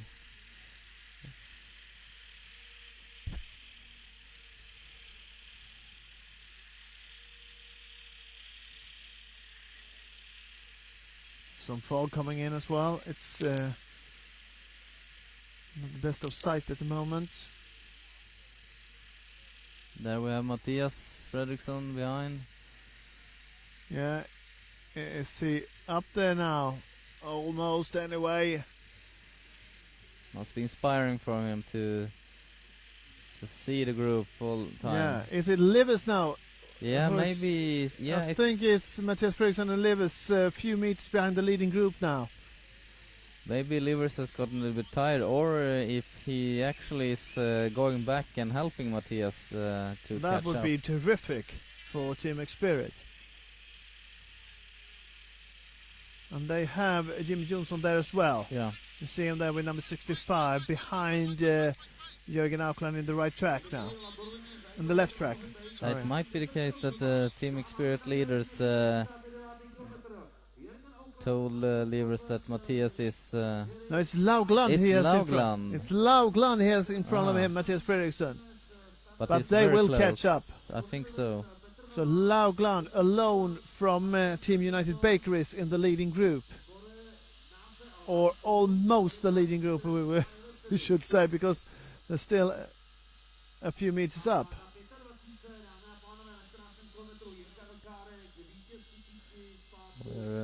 A downhill part, short one, and we'll have this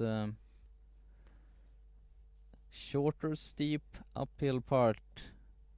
Where we're expecting Anders Aukland to break away, but Fredriksson might be the one who has the best skis at the moment.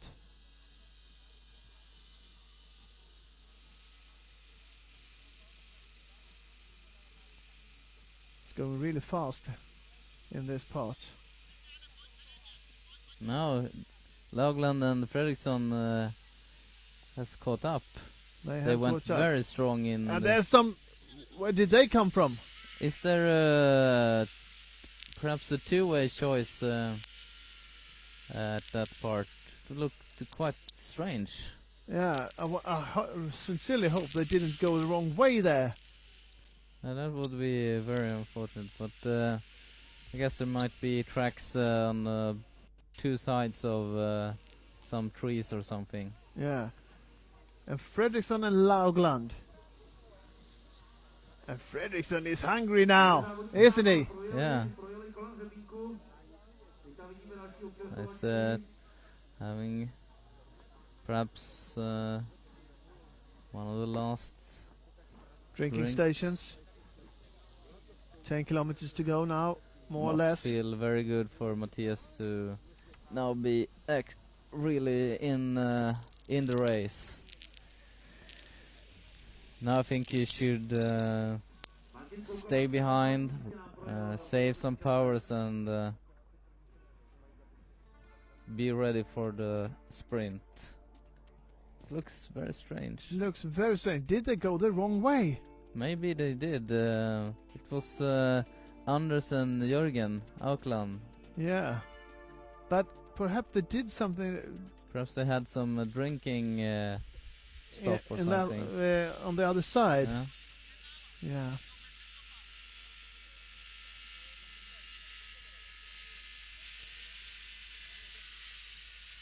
It's quite narrow here with just two tracks as well. Between the trees. One exciting heavy finish snow of on this them. race.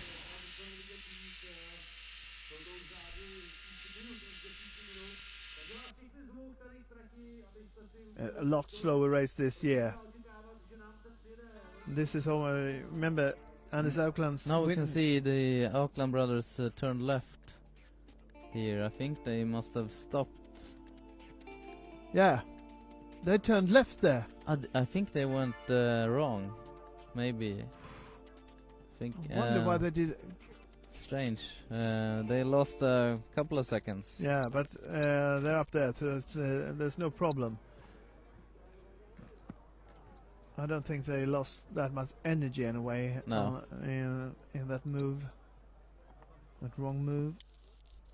Yeah, the winning time last year for Anders Aukland was 2 hours 5 minutes and 40 seconds. Was almost there now, with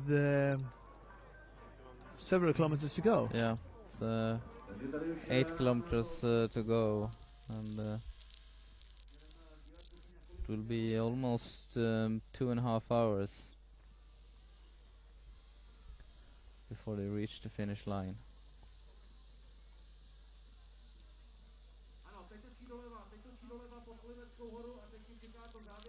And Matthias has actually at least some grip. Yeah, but again we see that he has some problem following. He has some problems following uphill, definitely.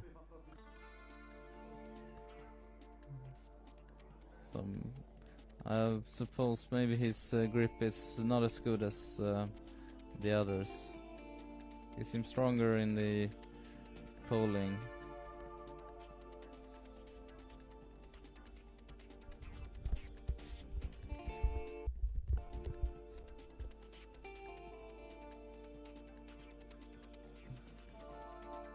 It's quite an effort to go the 50 kilometers of the Jizerska Padesa.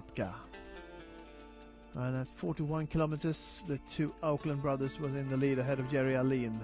All of those three from Team Extra Personnel ahead of Jimmy Johnson. But we have Tony Livers and Matthias Fredriksson in that leading group now as well, from Team Experit. But again, we must say that Team Extra Personnel, the staff behind Team Extra Personnel, has done a tremendous job for this this competition. Yeah, all of them have had great skis today, obviously, which is very, very important.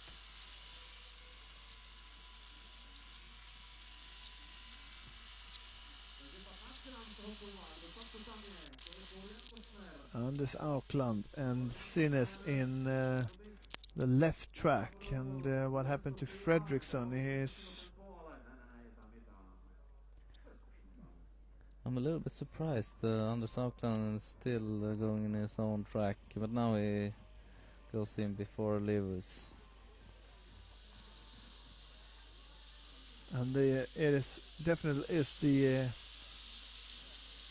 expected skiers which is in the front here. It is.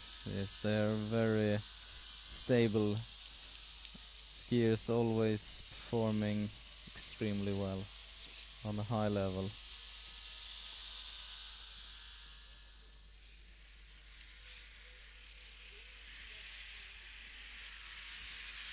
It's Jimmy Johnson, perhaps, who is one of the new coming top long distance skiers.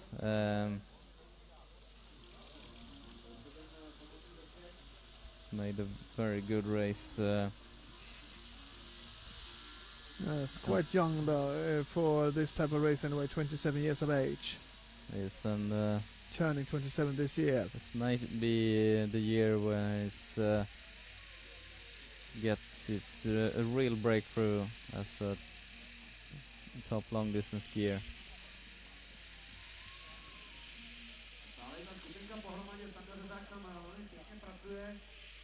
Aukland and Alin and Rechak, the three double polers in this race, all three of them competing with no grip wax. That's why they're double poling all the way for these 50 kilometers.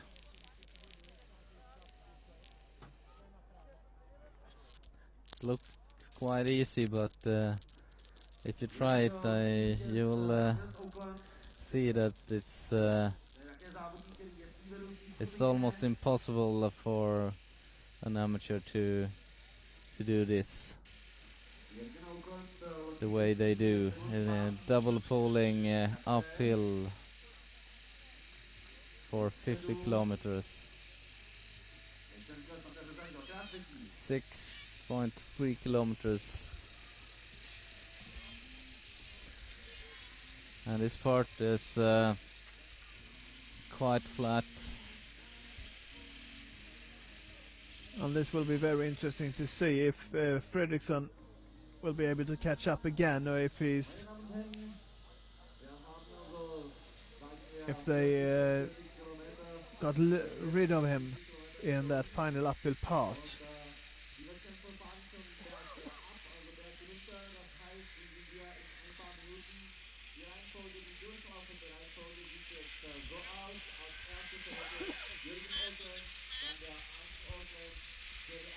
Between 15 and 20 minutes to go, I would say, with those 6 kilometers left of the race.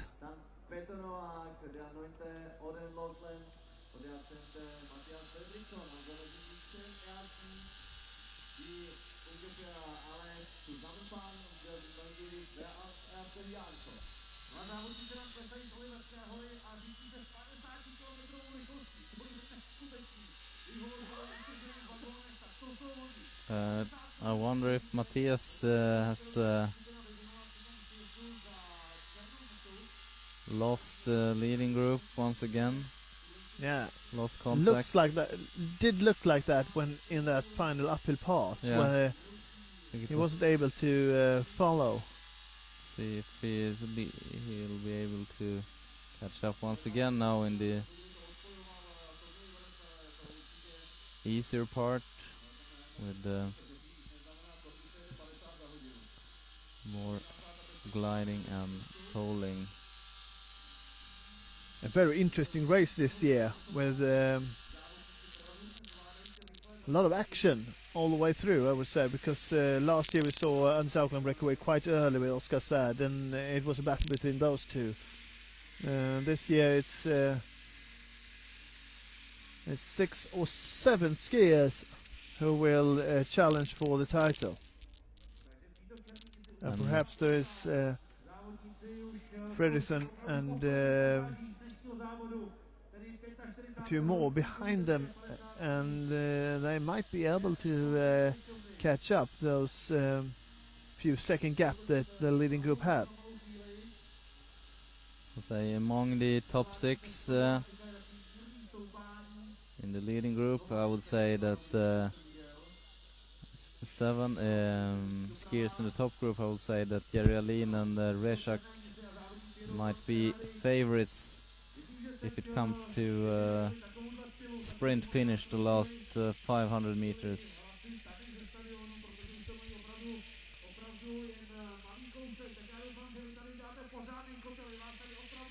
It's going really fast now. Yeah,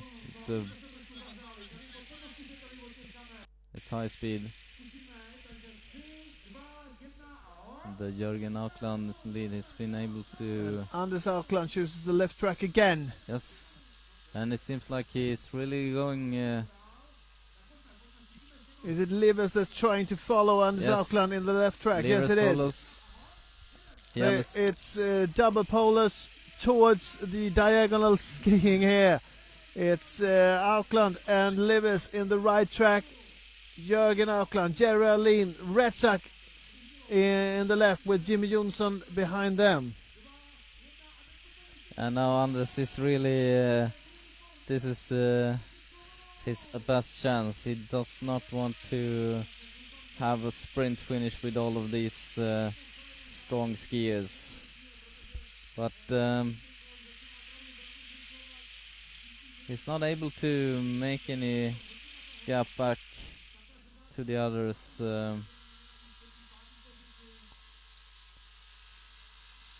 He's taking second position behind his brother. His brother Jörgen is... will he try to let his brother get the gap then? Is that a tactic now from Anders Aukland? Yeah, it seems Is that a tactic from Anders Aukland to let his brother get a few meters? Yes, Jörgen Aukland is getting like 20 meters now. Really quickly. This could be the thing that decides this race. So will they be able to catch up? Extremely impressive by Jürgen Aukland. 3.5 kilometers to go, and Jürgen Aukland has a 15-20 meters down to Jimmy Johnson now. That was a great move by Anders Aukland. Very Getting smart. in front of Aline and letting his brother get a few meters. They're team members, so it shouldn't matter, but I think Anders Aukland definitely wants his brother to win. Yeah, and must been the case that Anders felt that it was not his day today. The Jürgen was the man to have the best chances of winning, so he gave this opportunity to Jürgen Aukland. And Redsack is trying desperately to catch up. Yeah. Jürgen is... And it certainly looks like they're closing in, don't they? They're closing in a little bit. It's tough for Jürgen. Final effort here from Jürgen Aukland, really. Oh, they're closing in. I think they will close the gap now. It's Rezak. Yeah, he's strong, Rezak. He's caught up Jürgen quite soon.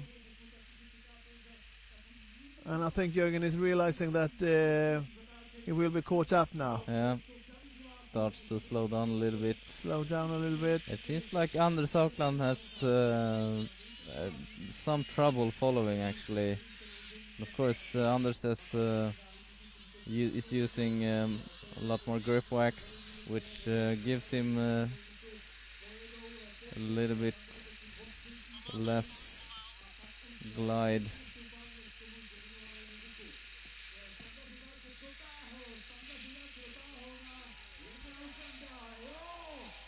And Redsack is up there. It's Redsack or Aukland. And who's number 3? Is it Jimmy Johnson? Jimmy Johnson of Team Experience is behind them.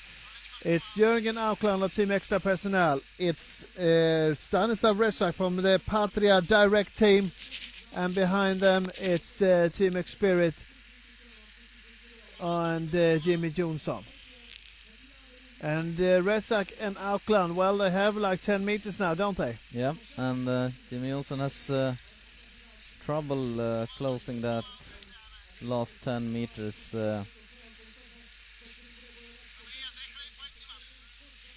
But he is closing in as well.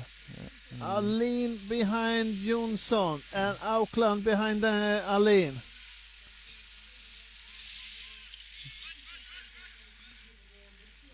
Yeah.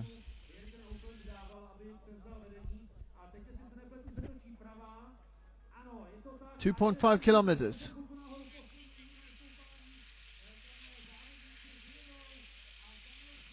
What happened now? Did Well, that's okay, that's Livers behind that's Livers Aukland. behind Aukland, yeah. Now they're back together. They're back together. Five The skiers. quintet is back together. Rezak. And Redsack is trying to break away. Yeah. They're going on for a double pole now for 48 kilometers almost.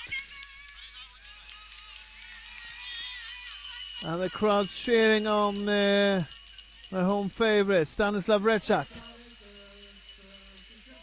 Yeah, of course the Is Redsack or Jürgen Aukland? they're getting They're getting a few meters again now. Yes. This might be final move. Perhaps Jürgen Aukland and Stanislav Rezak will fight for the victory here. And Jimmy Johnson, well, it's 5-10 meters now. He looks like he's closing in again in the downhill part. And Jerry Aline behind Jimmy Johnson has left the gap. Looks tired, Jerry Aline. And Resak is looking very strong, getting a few meters now to Auckland.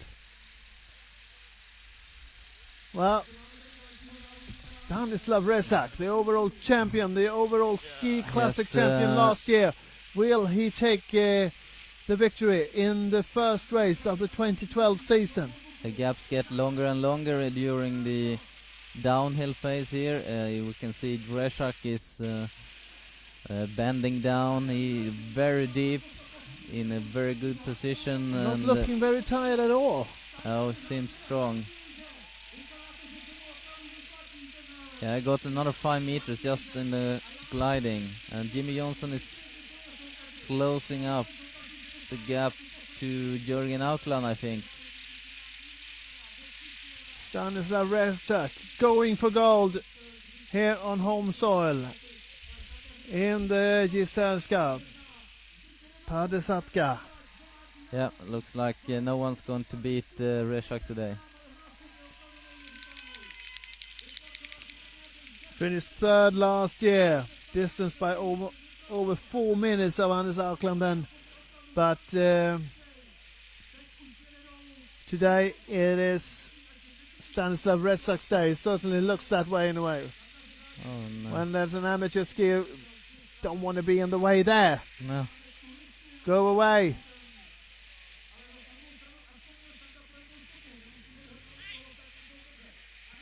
Here comes Jörgen Aukland, and here comes Jimmy Johnson. Well, they have a few seconds up now. Yeah.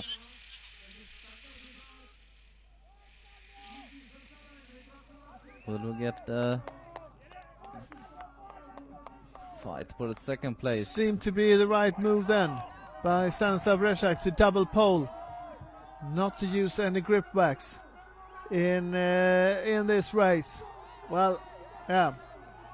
And Jimmy Johnson has caught up with Aukland. Very interesting. Stanislav Resak towards the finishing line. It will be Stanislav Resak's day. And what a beautiful day for Czech skiing. Stanislav Resak will take the victory in the opening race of the Ski Classic 2012 season. Tremendous effort by Stanislav Resak. Jimmy Johnson or Jörgen Aukland, who will take second place? Well, it is Jimmy Johnson who takes the silver, with Jörgen Aukland in third.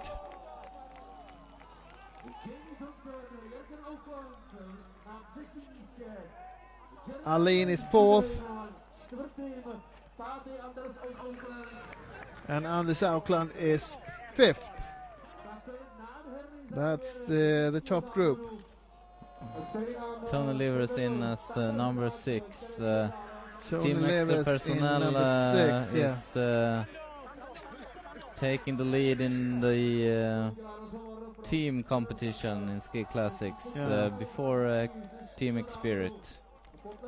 Sines, who's done a fine race, is 7th. And what happened to Matthias Fredriksson? Well, he lost some power there. He caught up, but in the end he wasn't able to follow. Here comes Lau Glund, who will take 8th place. And behind him it should be Matthias Fredriksson, number 9.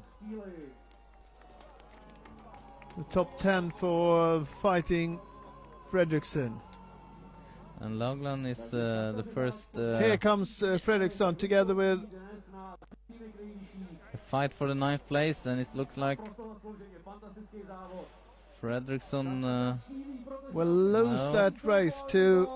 It is number 74, Ness, who takes 9th place. Fredriksson is 10th. Number 10, yeah.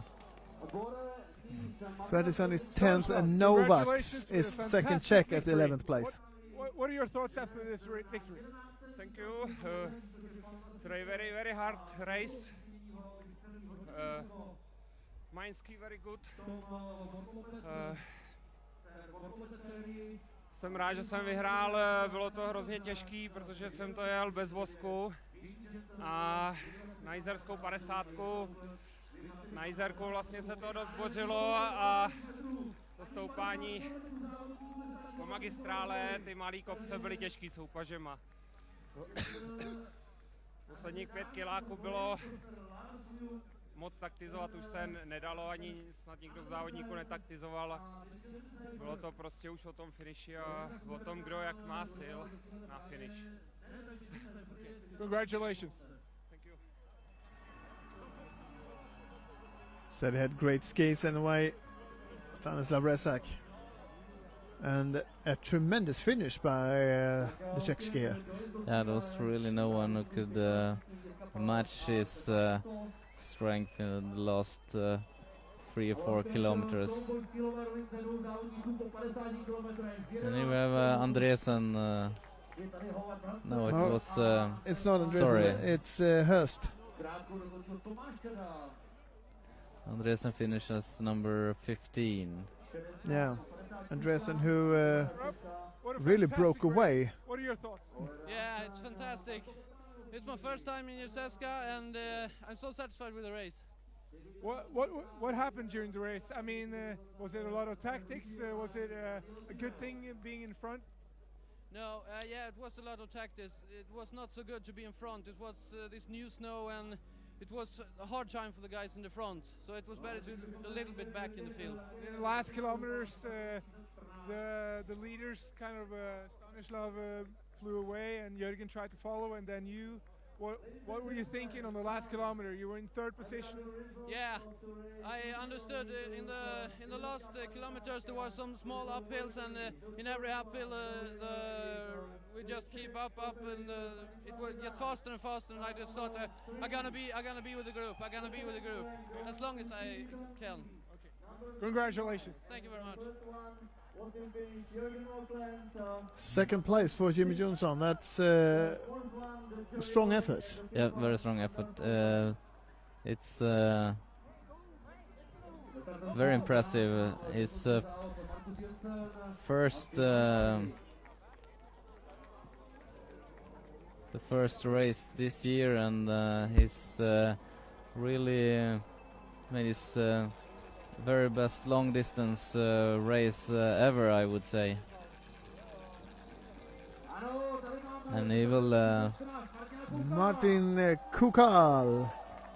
another home skier, popular here as well, of course. Distance by almost 5 minutes by his countryman Stanislav Resak. Youth champion of last year. Anton Sjöholm of Team Spirit. Takes 23rd place. And we're waiting for Sarah Svensson to cross the finishing line. But it was going really fast in the end, so I expect we will have to wait a few minutes more for Svensson. Yeah, I guess she'll be around 15 minutes behind, perhaps 10-15 minutes behind Resak.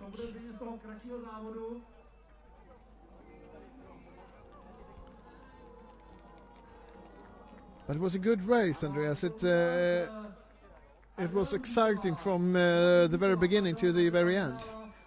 Definitely, and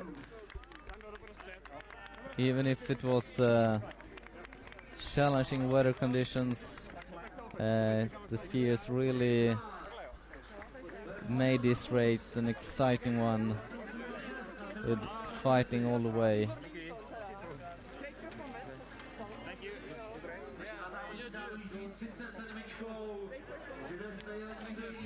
Stanislav Resak, Jizerska Padesa champion of 2012.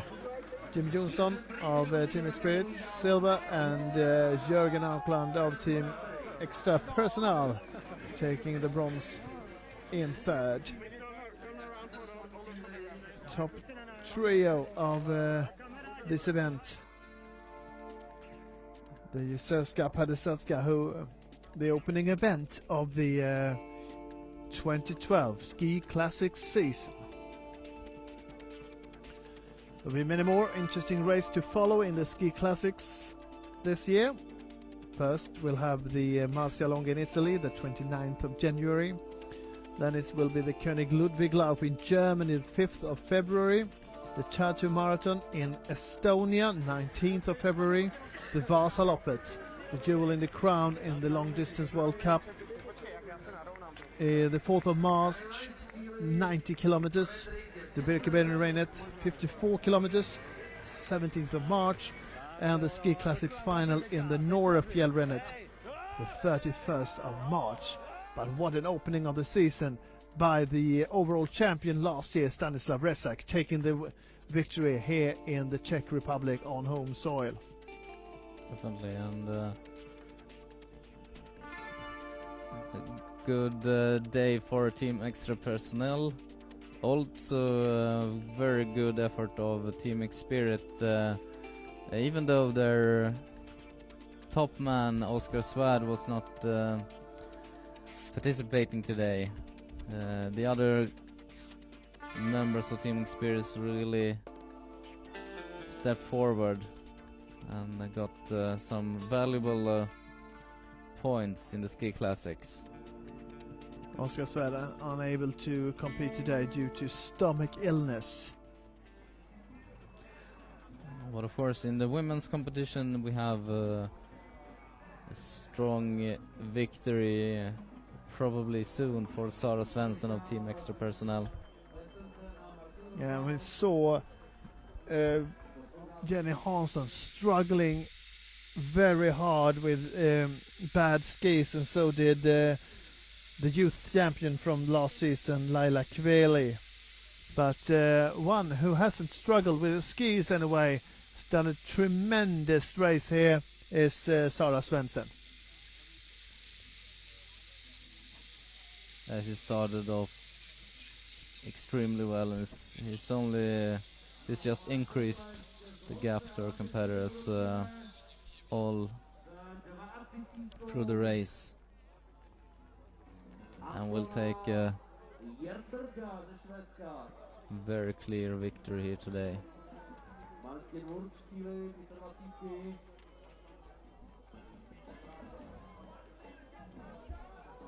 It's not an everyday performance to go out and ski 50 kilometers. It's takes something extra. Definitely, and especially this day, as we can see, the finishing time for the men was 25 minutes longer this year, which clearly says that We follow Christian Sorzi. Sorzi, the famous Italian skier, very good sprint skier actually, Yeah. but as we see, good long distance skier as well. Christian Sorzi, Sorrow called. Yeah. 9 o'clock this morning, they went off in the beautiful village of Bedrichove, and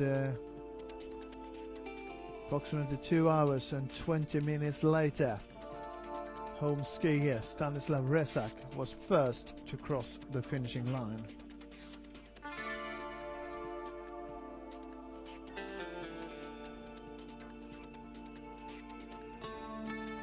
And as we said before, it was an interesting race from the very beginning. And but Stanislav Resak, Jerry Alin, Jimmy Johnson, the Auckland brothers, they were there in the top for the whole part of the race. Yeah. And we can expect them to be more or less in the top for all the 7 races of the Ski Classics as well. I think so, and the 2 names we're missing at the top this day is Oscar Svärd, who's stomach problems this week, and Daniel Tinell, who actually finished number 19 today, but we know that his capacity is much higher than that. The threefold winner of Vasaloppet. And here we have the breakaway from Andresen, but he was soon caught up. Sara It's, Svensson, who's been competing in a league of her own among the women today, will soon have her crossing the finishing line in great style here. It was fun to see today Jimmy Jonsson and also Sten Andresen, who really among the young skiers show that they are able to compete with the old guys. 200 points for the victory for Stanislav Resak, 160 points for Jimmy Johnson in second, 120 points for Jürgen Aukland in fourth, 100 for Jerry Alin in third, 100 for Jerry Alin in fourth, and 90 points for Anders Aukland. And I expect those five, Tony Livers and perhaps Fredriksson, Oskar Svärd and Daniel Tunnell, to be the names to look out for the rest of the season. Yes, I think so. But Stanislav Resak was the top skier overall last year, and he might be the top skier overall this year as well. Yeah. A name to look out for as well is, of course, Jürgen Brink, the Vasalopp yes, champion. Jürgen Brink, we forgot. He finished actually number 28 today. But of course we know he can do a lot better, and we'll see much more of Jürgen Brink later this season, I suppose. The two sprint prizes of this race went to Jerry Alin and Stanislav Resak. Alin took the first, Resak took the other.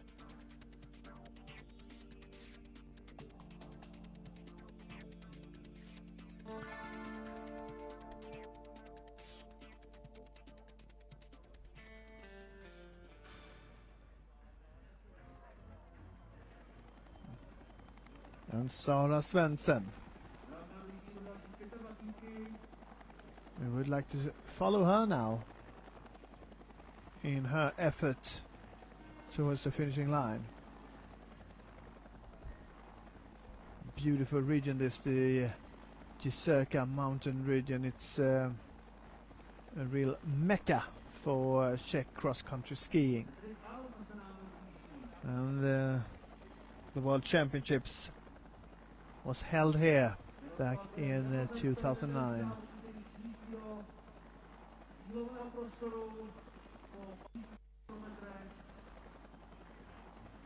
And she can't have very much further to go now, Svensson.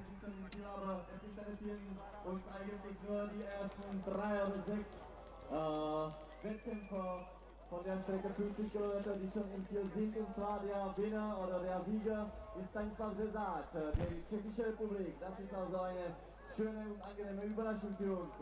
Der zweite Rang gehört dann Jimmy Johnson aus Schweden, und der dritte kam dann Jürgen Aukland an aus Norwegen. Also den gratulieren wir. Stanislav Resak took the victory ahead of Jimmy Johnson and Jürgen Aukland.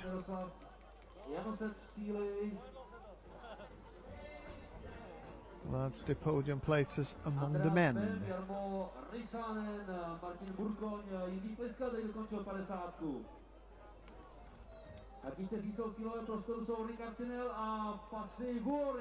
Soon Sara Svensson will arrive to finish in the next couple of minutes. Here she is. Here she is. Sara Svensson going all by herself.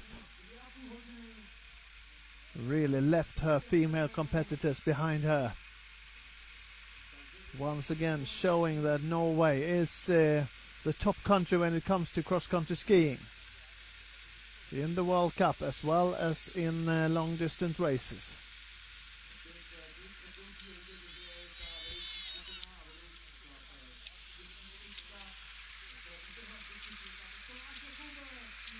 And it can be further victories for Norway on the women's side today, as we'll have the Tour de Ski, the final of the Tour de Ski with a battle between Marit Björgen and Justina Kowalczyk. And here in Jizerska Padesa, Sara Svensson will take a, I wouldn't say comfortable victory, because she has done a tremendous job, but it is comfortable towards her competitors in a way. Yeah. But it is hard work for Sara Svensson behind this victory. I think done a terrific race today. It will, however, be interesting to see in the next coming races when Jenny Hansson is back with better skis, and Serena Boner back with from her back injury, and see if they are able to compete with Sara Svensson.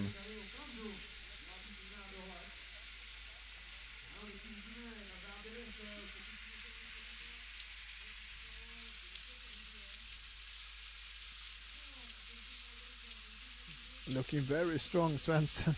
Yeah, this looked the same all the race. Same pace, same strength. Really solid performance by Sara Svensson. Yeah, you say solid performance. It's looking like she's saving her energy for the whole part of the race, going almost as fast all the way. This is good technique, very stable skiing for Sara Svensson. Here we see Tatjana Manima of Estonia. She is currently in second place in the women's competition. And looking at the horrible skis of Laila Kveli and Jenny Hansson, I suggest that she will not have any major problems holding on to that second spot, Manima.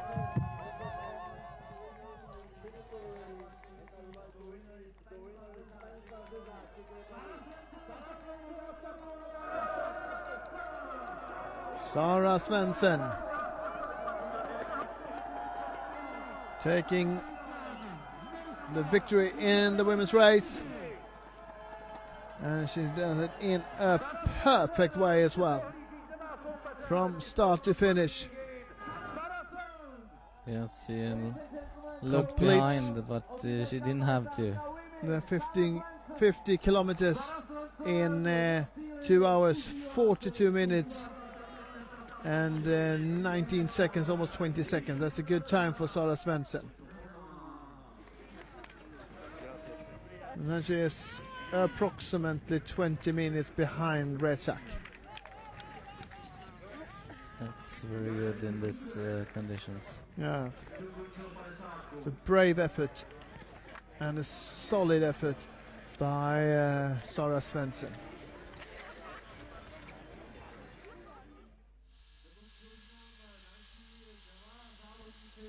And Manima.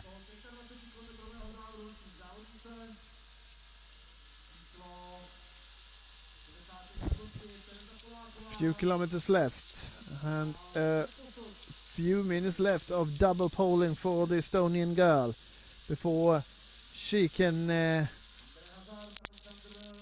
rest after having won the silver medal here in the Czech Republic. Jizerska 2012. Sara Svensson, what a victory. Yeah, I'm really happy now. You went alone during the most entire race. Yeah, I went alone almost the whole race. Yeah. And at what kilometer did you pull away from the other women?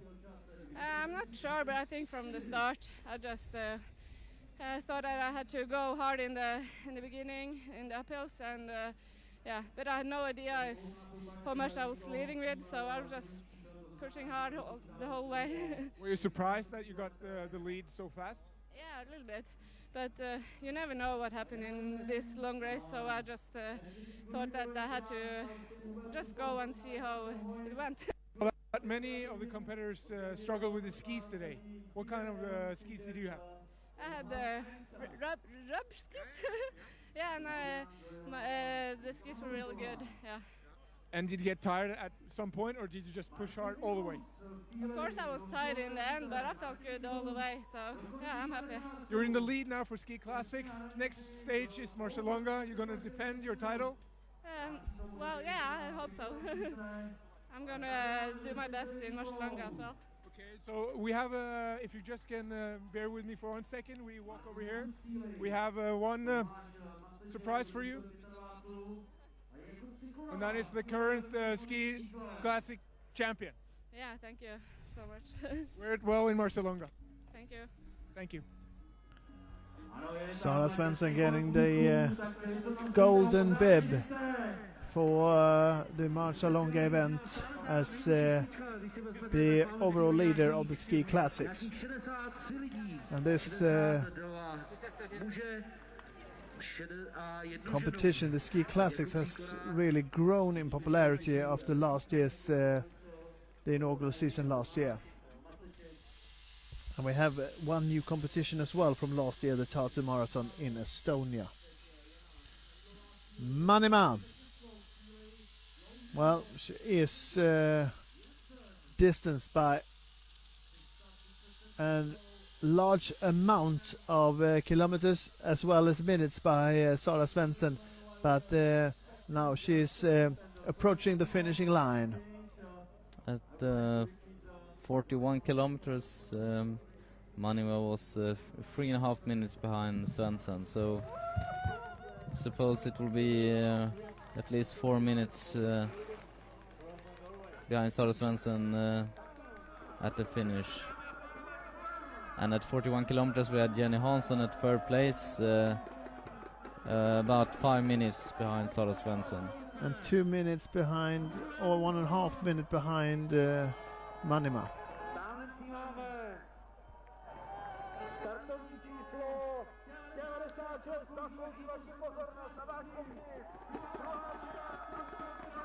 Tatiana Manima takes second place in Jizerska, Padesa. 4 minutes 19 seconds behind Svensson.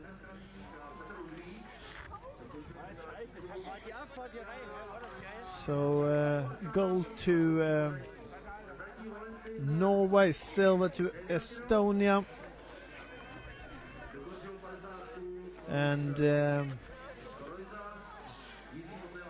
bronze will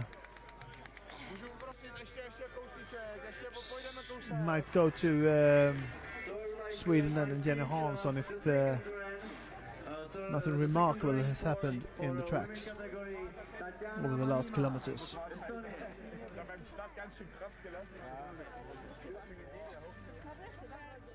But a good day for Team Extra Personnel, taking the victory in the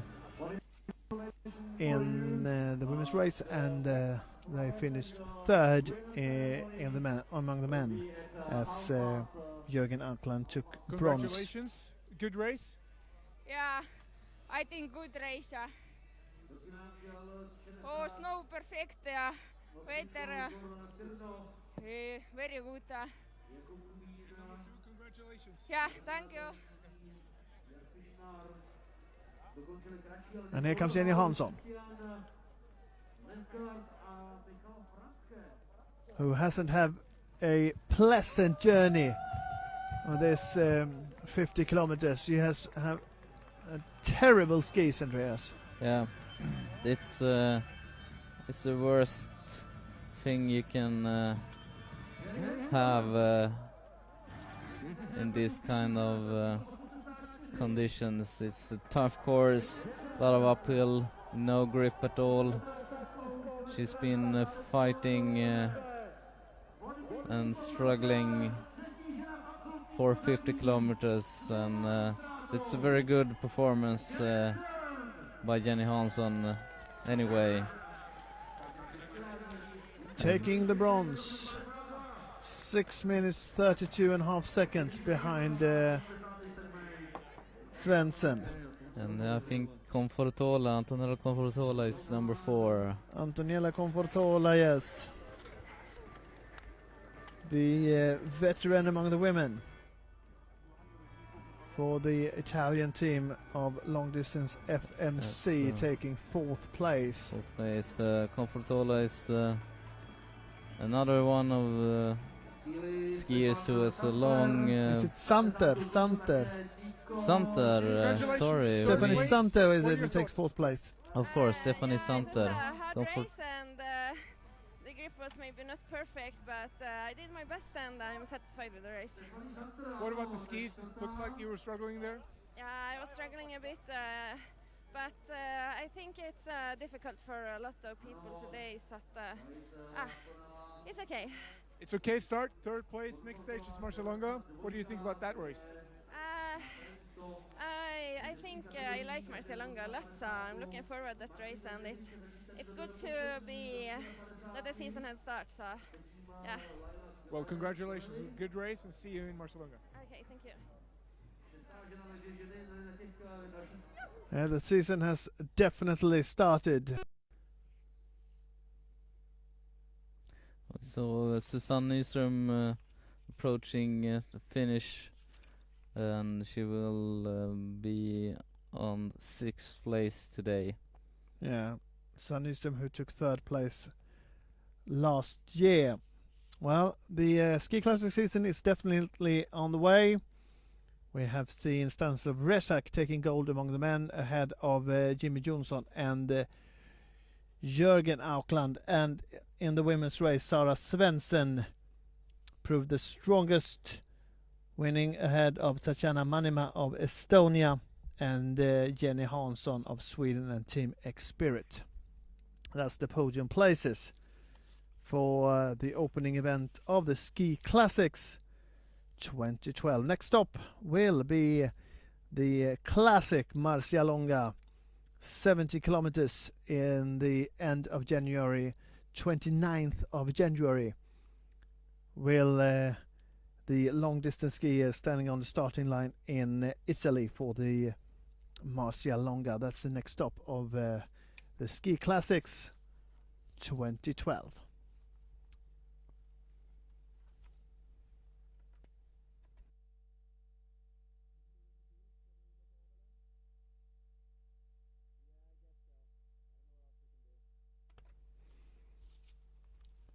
So Marcialonga, next stop of the Ski Classic season of 2012. Stay tuned for that race and a lot more long distance action this season. Thank you and goodbye.